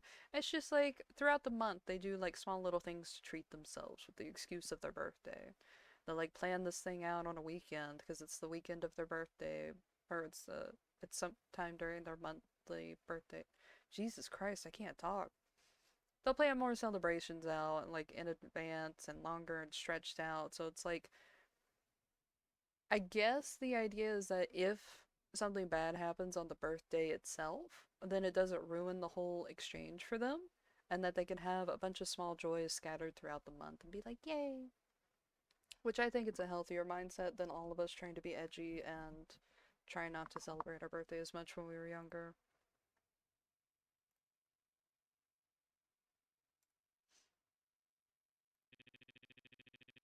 Boss asked me to stick around and finish some reports, but if you're still up for a birthday dinner, I'll be at the station around 8.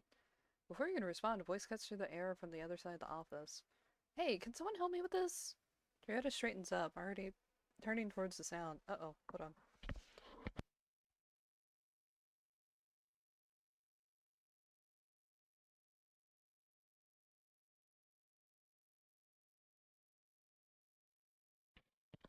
My throat started not to want to work.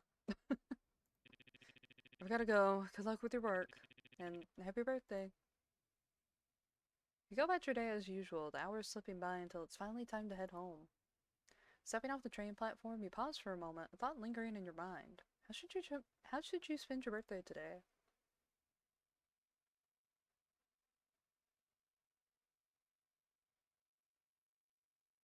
We're gonna celebrate our birthday at home?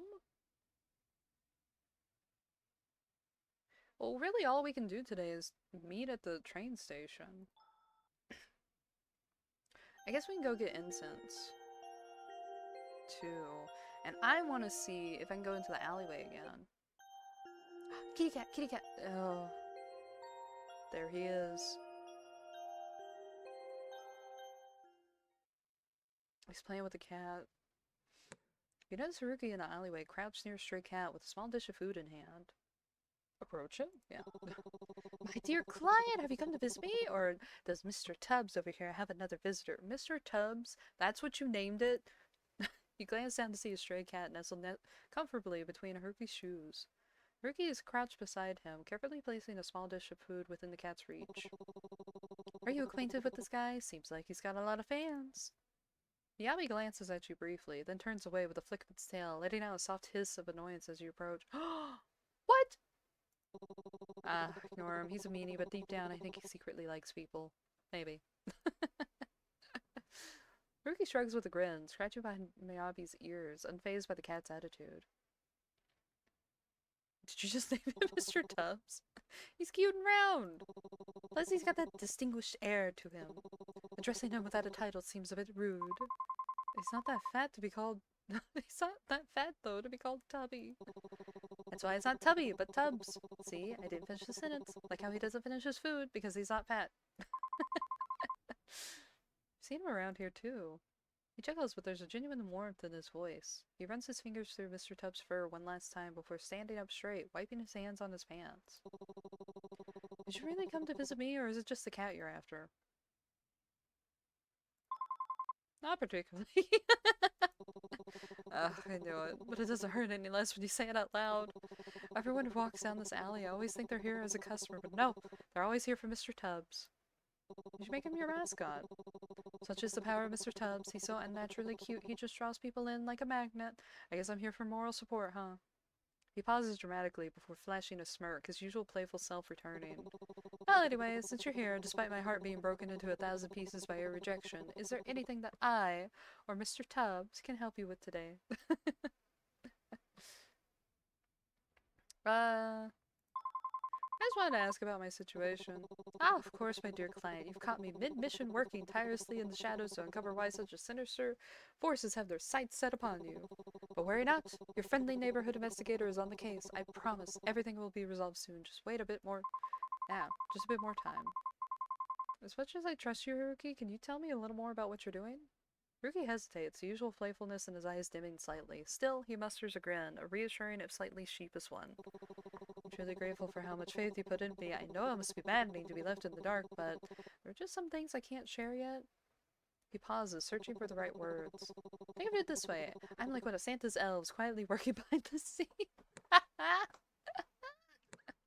Oh, God. You don't see how the presents get wrapped or how the sleigh gets loaded, but when Christmas morning comes, everything's there. Perfect and magical. You don't have to worry about a thing. Please trust me, I swear I'm doing everything I can to keep you safe. His usual whimsy flickers back, accompanied by a crooked grin. Besides, if Santa can pull off the North Pole in December, I've got this, right?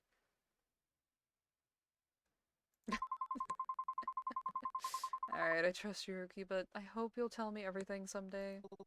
Thank you for trusting me again. I promise when the time comes, I'll tell you everything. Right after I solve that problem of yours.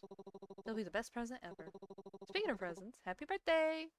You hadn't expected anyone to remember your birthday, much less someone as carefully as Haruki. Wait, how did you know it was my birthday?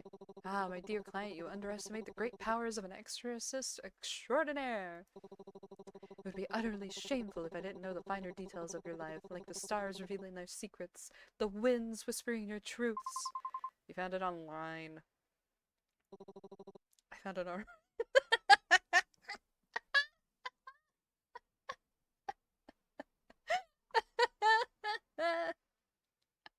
I love him.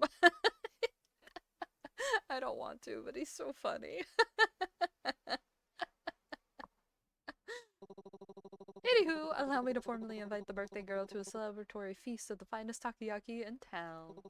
Sure, it's no 5-star Michelin dining experience, but hey, it's warm, it's tasty, and it's nearby. Alright, but I assume this means it's your treat? Naturally! Consider this the gold standard of 5-star customer service. You won't be disappointed. We have no choice. The two of you stroll to a nearby food stall, the scent of sizzling takoyaki wafting through the air. As you sit together, Haruki's lighthearted banter fills the conversation, his jokes and animated storytelling drawing out laughter you hadn't realized you needed. Let's make out with him. Takoyaki right in the middle, like Lady and the Tramp.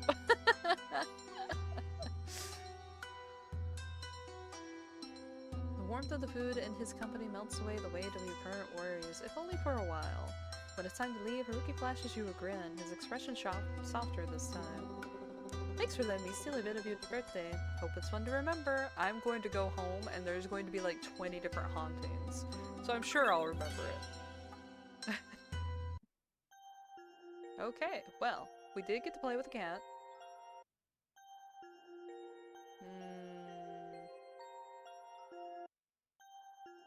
Let's get some incense. You head to the temple, and as you look around, you notice a monk tending to the shrine office.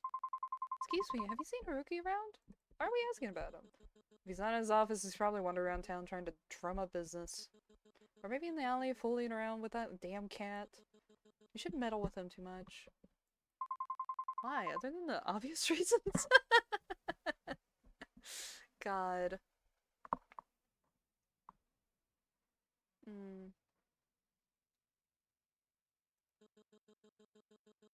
Because once he latches onto you, he doesn't let go. His persistence is relentless. The monk hesitates, his gaze darting around to ensure no one else is listening. When he speaks again, his gaze is barely above a whisper. Or his voice. His voice is barely above a whisper. Look, miss, I know you and he share a bond of some kind. You seem like a kind soul, but there's a shadow that follows him. I've seen what happens to those who stay too close. Nothing good ever comes of it.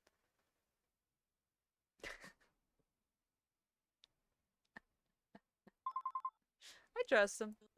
Trust, that's not given lightly. He must have done something remarkable to earn yours.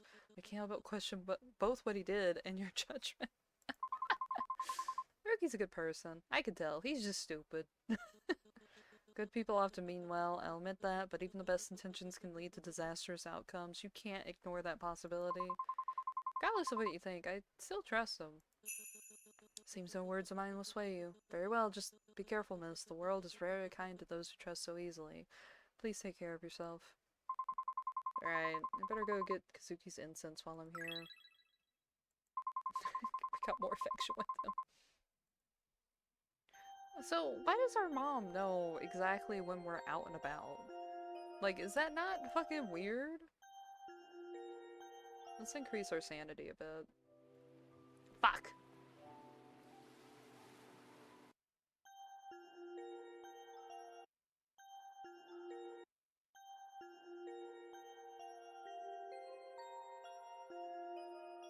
I thought there was a Jizo statue around here too, but I lost where it was.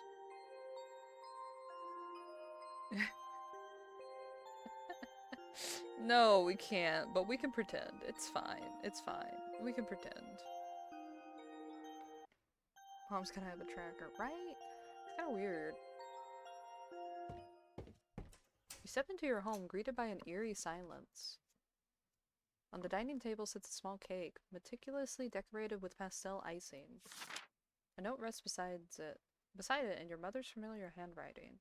Eat this, all of it. It's good for you. Did you dose me? A strange unease prickles at the back of your mind, but you sit down anyway, carving a cautious slice and taking a bite. At first, it's sweet, soft sponge with a hint of vanilla, but then something foreign grates against your tongue. You pause, your stomach tightening as you pull the bite from your mouth, revealing long strands of hair tangled in the frosting! Ah! What the hell? Did Mom poison me? You run to the sink, spitting it out, gagging, but it's as if your body has already decided to reject more. A sudden heat forces you into the sink as bile rises uncontrollably. You continue to vomit, various substances escaping your lips. Your lunch from today, spit and stomach acid, and more hair?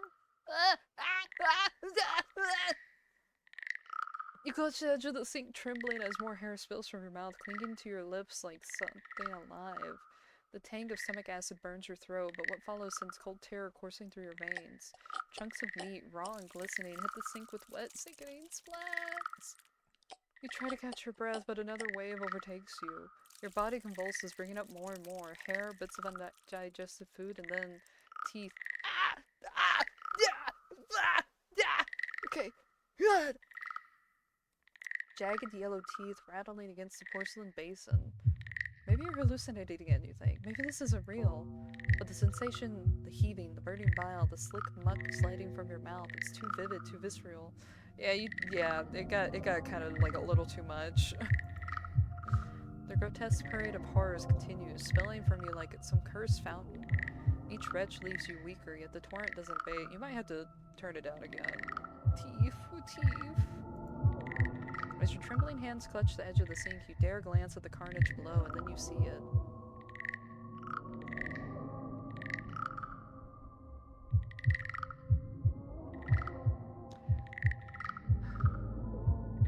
No. Amid the hair, bile, and unidentifiable chunks, something small and malformed shifts. It's pink and slimy. It's like a ball of meat, alive. It expands and deflates ever so slightly, almost like it's breathing. I'm so sorry, Verts. I'm so sorry. You want to mute and then I'll wave whenever the sink scene goes away? You notice some chunks were teeth and what seems like an eye staring back at you. You can't seem to form the words to even begin to describe the horror that you produce from the depths of your throat. What?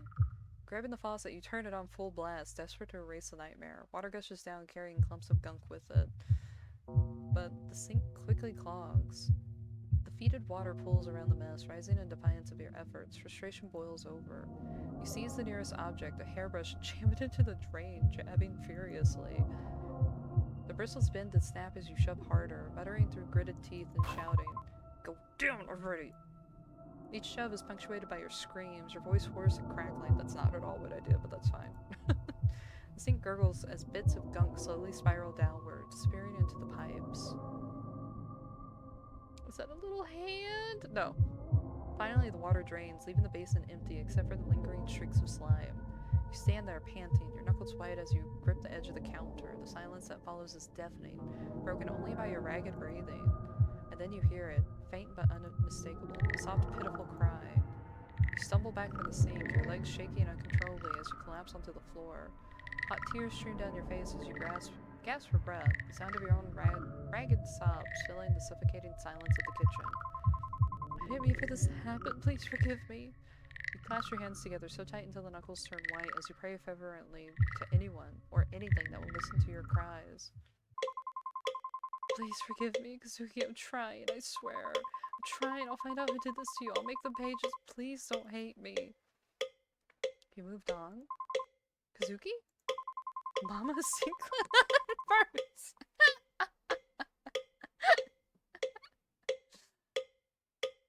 I'm sorry. I'm so sorry. Please. I'm doing my best. I'll avenge you, I swear. How could you? You moved on? Already? No, I didn't. You're a liar. You've already forgotten me. Cheated on me. Like none of it mattered. No, that's not true. We weren't even really married. You know that. It wasn't real. A real? Then what were we? Nothing? A lie? Is that what I was to you? Cheater. No, I'm not. Now what? You feel a gentle tug on your sleeve, and as you turn...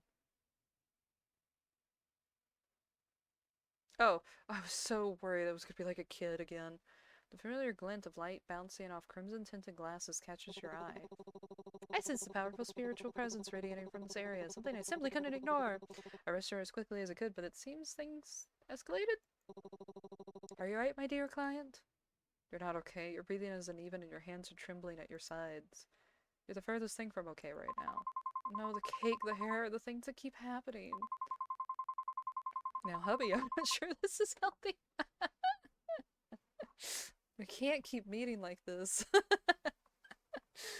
No, I'm not okay, Haruki. None of this is okay. It's getting worse, all of it. The things I'm seeing, the sounds in my head, it's like I can't escape it. No, I'm not okay. None of this is okay. It's getting worse, all of it. The things I'm seeing, the sounds in my head, it's like I can't escape it. Haruki steps closer, concern etched into his face. Maybe this is my fault. Maybe I did something to deserve all this. The noise starts creeping in, louder and louder, like static crackling through your thoughts. You clutch your head, trying to push it out, but it only gets worse. I can't take this anymore. Before the panic overtakes you completely, Haruki grabs you firmly by the shoulders. His voice cuts through the storm in your mind, steady and grounding. Hey, look at me, it's okay, it's not your fault, alright? None of this has ever been your fault. You're trying, you're doing everything you can. For a moment his words give you pause, but then the frustration boils over, sharp and hot. Everyone keeps saying that it's not my fault, that I'm doing my best. But bad things keep happening, Haruki, over and over again. What's the point? What's the point of trying when nothing ever gets better? You asked me before when my arms are littered with spiritual talismans? I did not. Well, each one of them wards off a spirit from a botched exorcism. Get out of my house! After my first failure, I thought, I'll grow, I'll get better. But then I messed up so badly that I can't even think about it without feeling that same guilt all over again. His gaze meets yours, and you notice something in his eyes, a flicker of understanding that feels achingly familiar. And the worst part? Bad things didn't stop after that. They kept coming. They keep coming. There are days I feel useless, like nothing I do will ever make up for what I couldn't fix back then. But even if one small thing I can do now helps, if it can make someone's day just a little brighter or ease their pain, even for a moment, then it's worth it. I know, right? And I hope you can feel the same way someday, because no matter how dark it gets, the fact that you're still here, still fighting, it matters. His words hang in the air, heavy but grounding, and for the first time in a while, the noise in your head begins to quiet. His gaze flickers over you, taking in the chaos around you with sharp intensity. After a brief pause, he reaches out, taking your hand gently in his, turning it over. He folds it before him, his eyes narrowing as he studies your palm with quiet focus. I'm late again. I'm sorry. I tried to hold it back. I might need more time, but I wanted to keep you out of this, but given how close we are and the trust you place in me, I can't keep this from you anymore. I think you know deep down, whatever's haunting you isn't Kazuki. Oh, this is all my fault. Kazuki's angry that I'm not doing anything about his death. Just living my life while he's dead. It's not fair. Do you really believe that? Do you think Kazuki would have carried that much hatred in his heart to hurt you like this? His words force you to confront the truth you've buried beneath layers of guilt and grief. Slowly, fragments of memory resurface. You finally stop shaking. You were so wrapped up in everything, all the bad memories that surrounded his death and the memory he had become, that you've forgotten the person he was. Kind, caring, sweet, a friend. And you missed him dearly. He was kind, but he was ambitious. Before his death, he worked a lot, late into the night even. He always said he was so close to the next big hit. I just wish he would have told me before he... Some people are very good at asking for help. I should know. I'm sorry. I thought the less you knew, the better. I didn't want to make things harder for you. No, I probably wouldn't have listened anyways. Ruki, thank you. He releases your hands at last, a small smile tugging at the corners of his mouth. Of course. Anything for you, my dear client. You roll your eyes, the warmth in his tone making the nickname less irritating than usual. Will you stop calling me that? I don't think I've ever heard you call my name. Ah. Then... Scum? No, that's too embarrassing. I'll stick to the tried and true nicknames. Thank you very much. Too vulnerable, too vulnerable. Pull it back, pull it back. Oh, ads. Okay. Oh. Oh, I'm shrimping. I'm shrimping so much. Timothy, how are you doing? Oh, you are living the little doggy life. You are living the little doggy life. Oh, just a little stretch. You like hanging out here. You're having such a good time. I gotta turn my LEDs on. It's getting dark. Oh, it froze me when I did that. Okay, that's fair.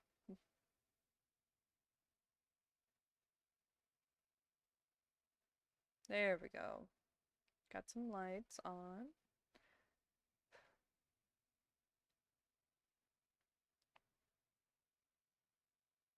There we go, there we go. I don't know how the tracking gets loose every time. Loose, like an uncontained beast. Man.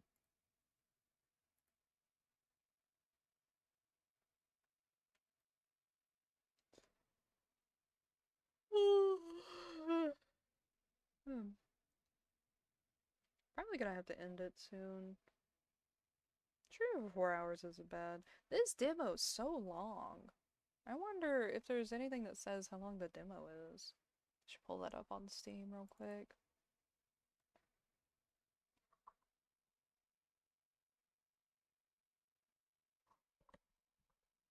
Why does it say it's released?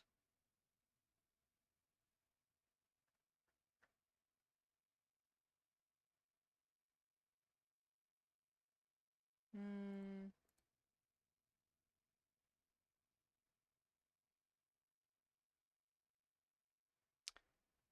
2 hours, 2 hours, 1 hour, 2 hours, 4 hours, 5 hours, 16 hours.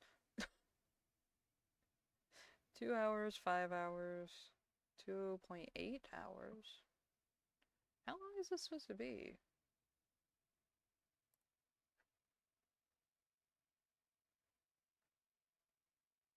Dude, Kazuki was fucking hot.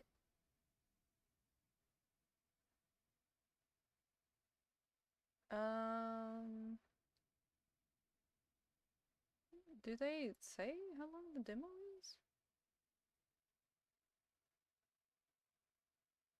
Play until the 4th day to unlock a new character route.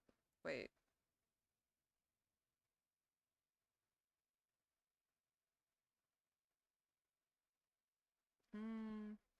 Immerse yourself in our world as you experience the first 4 days of the story and build meaningful relationships. Okay, so we're near the end of it. Okay. That's fine. That's fine. On another day, we should romance dead hubby. Maybe he'll be less toxic. We should, we should. You know what? So, RJ's in Japan now. So that means, like, I can kind of set up a schedule. I really want to do the Date with Death DLC soon. I really want to. Since I streamed today, I'm not going to stream tomorrow. So then we'll just have a stream on Thursday and Sunday this week. We gotta wait 4 days. Yeah. I was seeing how long the demo was, because it's going on for a while, and I'm having fun. I was just wondering. I gotta stream Sunday instead of Saturday this week. I've been enjoying streaming on Saturdays, to be honest, but, I am going, my stylist friend, we're going to go to an opening of a store on Saturday, and I have to wake up early for that. So no stream on Saturday, or else I'll kill someone. But I'll see if Sunday I could do Date with Death, and maybe we can finagle with this on next week or something. I gotta figure out what to do on Thursday. Anyway. Yapping, yammering. Ad break is over. Hi, Vic. Ad break is over. But anyways. About the thing haunting you. It's an evil spirit that has latched onto you. From what I can tell, it's tied to something in your past, though I haven't quite figured out what yet. What I do know is that it feeds off your energy, especially your sanity. Also, judging by the state of things, it's been festering pretty well these past few months. I'm still working on finding out the source or why it chose you in the first place, but I'm here for you no matter what. I can't help you make the right choices. Like seeing that damn kid. But I can hopefully make the journey a little easier, so whatever decision you choose in the future, I'll support it with my whole heart. Activating every fucking jump scare. You feel the tumultuous waves crashing within you finally still itself, the guilt in your heart pouring away as you finally piece together the truth. See, I couldn't have done much of it without you. Thank you, Haruki. You've been my son. Damn. And you've been mine, Scum. Damn. You want to ask Haruki for more information, but before the both of you can have a real conversation, his phone buzzes heavily, indicating another client requires his attention. I can always stay a little longer, just to make sure things don't start getting strange again. No, I can't keep you from your work. I'll be fine, I promise. Like, leaving the window open. And we're gonna do it again. You know, I would stay if you asked me to. And I would, even if you didn't. I know, but really, I'm okay. You've given me enough to keep my head on straight. Believe in me? Alright, alright. A strong, independent woman like yourself will definitely have things under control. But don't hesitate to call me again if you need anything. I'll come sprinting back. Trust.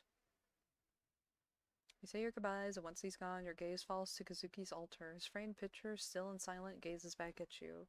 The smile he wore in death no longer holds malice or anger, hatred or greed. No, it was the same smile that he had at your wedding, reassuring you that everything was going to be fine. And somehow you believe it still is. Oh, my bang stabbed me in the eye. Jesus. Are we ready to fuck shit up?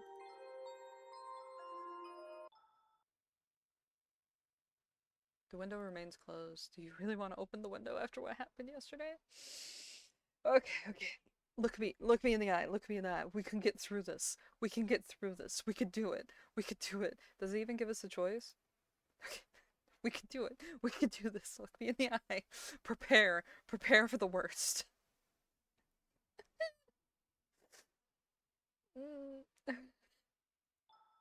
Are you sure? Very, very sure.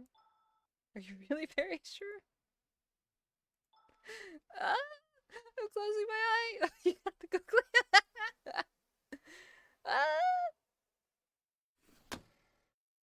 That kid was still there. That kid was still there. That kid was still there. That kid was still there. No. Oh, God. Here we go. With a hesitant hand, you draw back the curtains and slowly push open the window. Oh. But the night offers nothing in return. What? That's it? No. The window remains closed. Oh, can we do it again?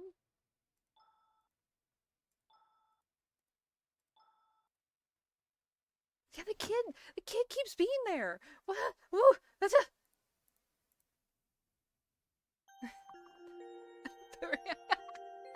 Because it's my curiosity. That's what's forcing me.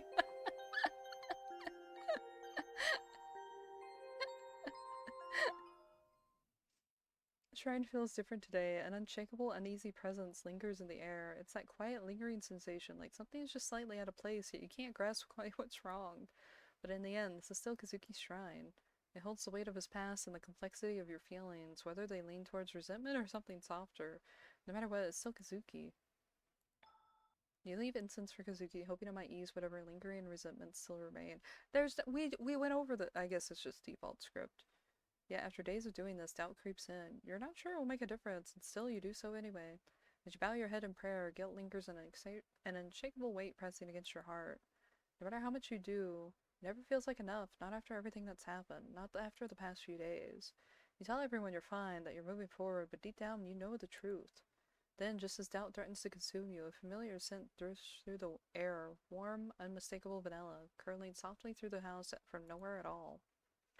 Next time, if you do manage to celebrate your birthday, I'll get you the sweetest vanilla cake I can find. Oh. The memory rises in Biden, pulling itself from the depths of your mind. It's so simple, so fleeting, yet it wraps around you like quiet reassurance, a reminder that Kazuki was and always has been looking out for you. Affection with Kazuki increased!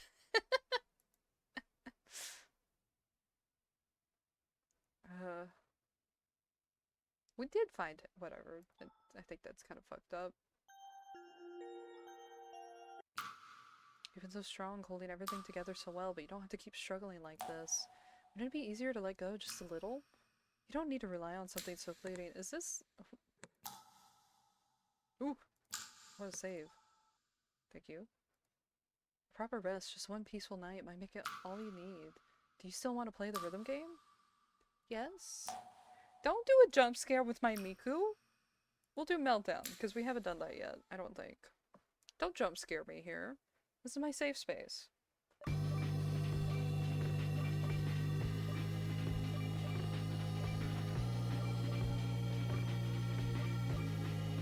Did we do this one with the mom?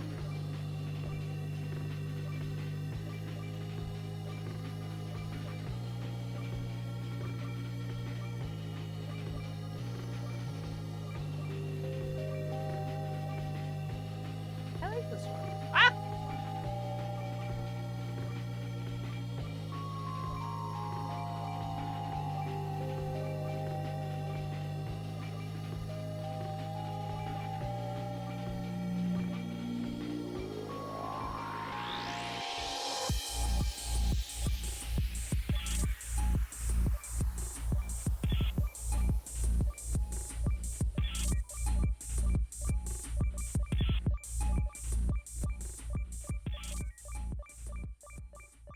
Damn! I think I only missed one or two. You had 99% of the fuck! There's my sanity.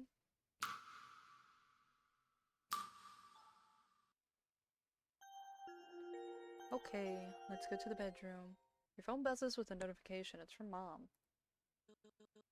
I'm busy with important matters. I won't be able to be there for you for a while. Take care of yourself. You stare at the screen, a sigh escaping your lips as relief floods in. What the? Good for me, I guess. Maybe I'll get some peace without her breathing down my neck. But something feels off. The phrasing is strange, almost like she's choosing her words carefully. There's no condensation or or nagging, just silence after the message. Maybe I should... You stare at the message thread, your thumb hovering over the keyboard. A simple "Are you alright" forms in your mind, but something stops you. Memories of her constant control, her overbearing presence, a flash through your mind. No, she doesn't need that from me, not after everything. Instead you type out a single word. Okay. You hit send to lock your phone, tossing it aside. For once the silence feels like it's yours to control. Ooh. The funny thing about curses, they have a way of sticking around, don't they? Ooh. Once upon a time, back in an era where lords were powerful, and spirits were just as real as the air we breathe, there was a tale that began with a powerful man and a simple girl. They weren't supposed to meet, much less fall in love. The girl had a way of drawing people in, even those who should have known better. Did that look like the cast? Couldn't help but get caught in her orbit, and where sorrow lingers, darker things are never far behind. drawn not by her, but by the quiet ache clinging to the ones around her. Despite everything, she had to protect them. So she made a sacrifice, one meant to save everyone she cared about. But sacrifices like that come with a price. In her final moments, a wish was formed. Something simple, something all too human. But even the smallest wishes can have powerful consequences. And so a curse was born. Yeah, one that tied her fate to those around her. That's just the cast. Locking them all in a cycle they couldn't escape. Not until she made a choice. Not until someone was brave enough to break the pattern. So here we are, curses, gods, and ghosts. And a whole lot of unresolved tension. Unresolved tension? But hey, no pressure, in the end it's all about who you choose. No big deal, right?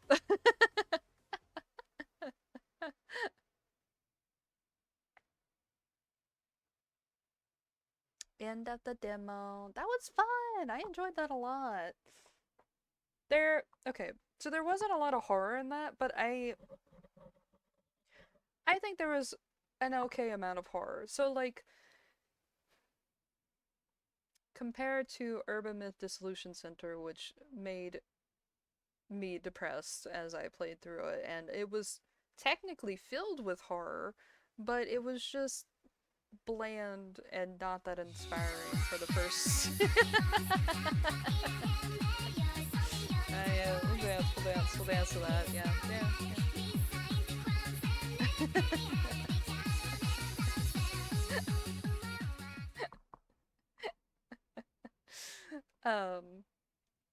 That was fun. So Urban Myth Dissolution Center has like so much horror in it, but it's not good.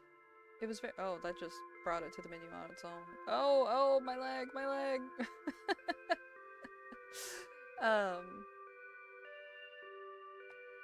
It had a lot of horror elements in it, but then it just fell short on everything. Meanwhile, this had like quieter horror elements in it. The child thing was loud. The gunk, as I'll call it, was loud.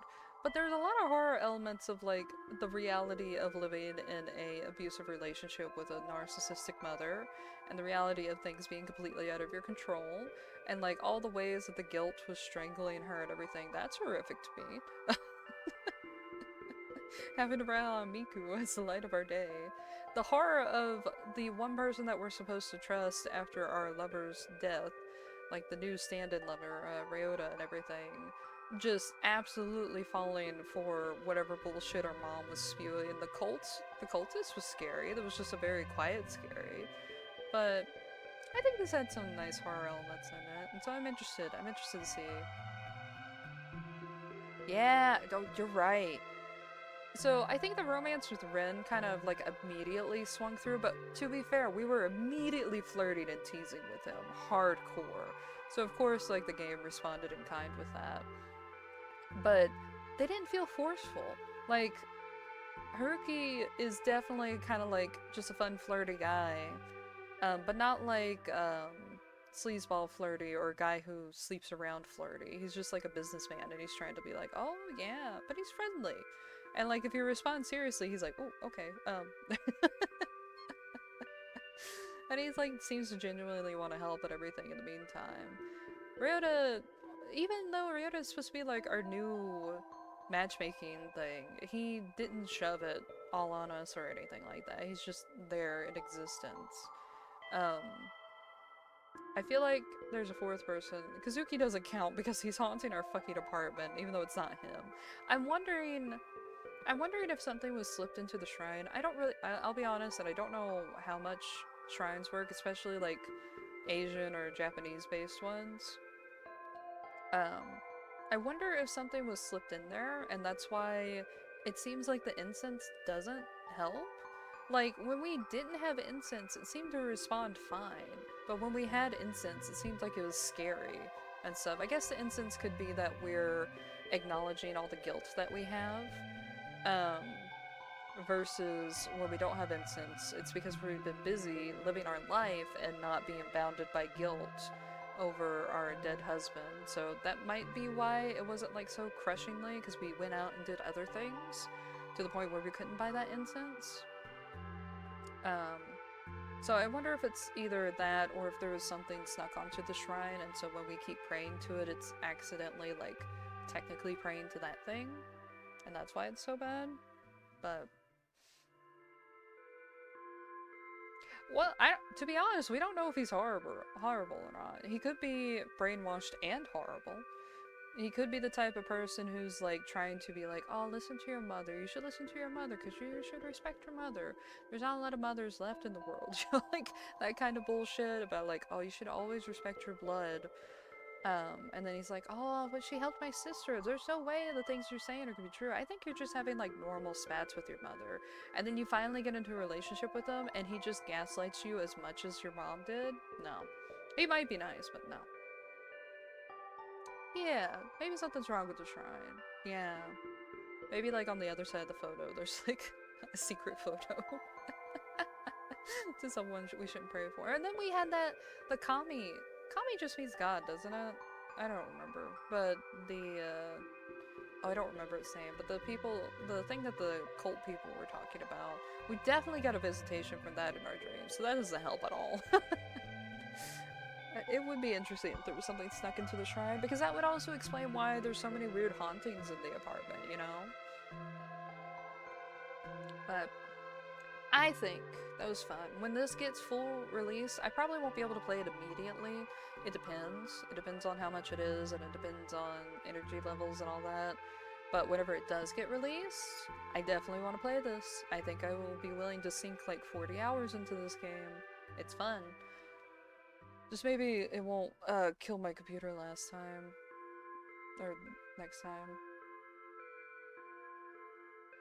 Which would be horrible. Yeah, it would be. It would be. It's not fun. So we got a lot of these CG. Oh look, we unlocked this one. Oh. Oh, these CGs make my thing lag a lot. Uh-oh. That's cool.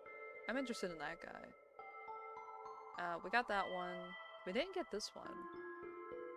Ooh, I like how that looks. Wow, we're down by the riverside with Ryota. Jesus. We didn't like to go to the riverside. There's someone with Ren. This was Haruki's introduction. That was a weird thing that we got. Here's Ryota again. We did get that one. We did get that one. Kami's got. I think it is also hair and maybe paper. Oh. Oh, so maybe the hair that we struggled with, to put it loosely, might be tied to that too. Oh, that's Kazuki. That's her husband. He's hot. I don't know what's happening here. That hair over there, but he's hot. To be honest, I thought that was us when he first showed up.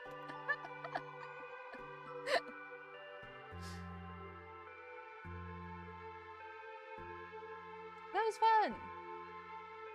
I think I am going to call it here. I was not expecting it to be so long, but hey, that's great for a demo to be like 4 hours long almost. Well, I guess if you're not reading it out loud, it's probably shorter. Your team head up, yeah. Maybe he'd treat us nicely. Oh, I wonder if you go the Kazuki route, it's actually going for the Kami guy. I wonder if that's it. That'd be interesting. Let's do that. Let's next time we play, we'll go through and do all the Kazuki stuff and not hang out with anyone. See what happens. Alright. Goodbye. Goodbye. Thank you for hanging out with me. Goodbye.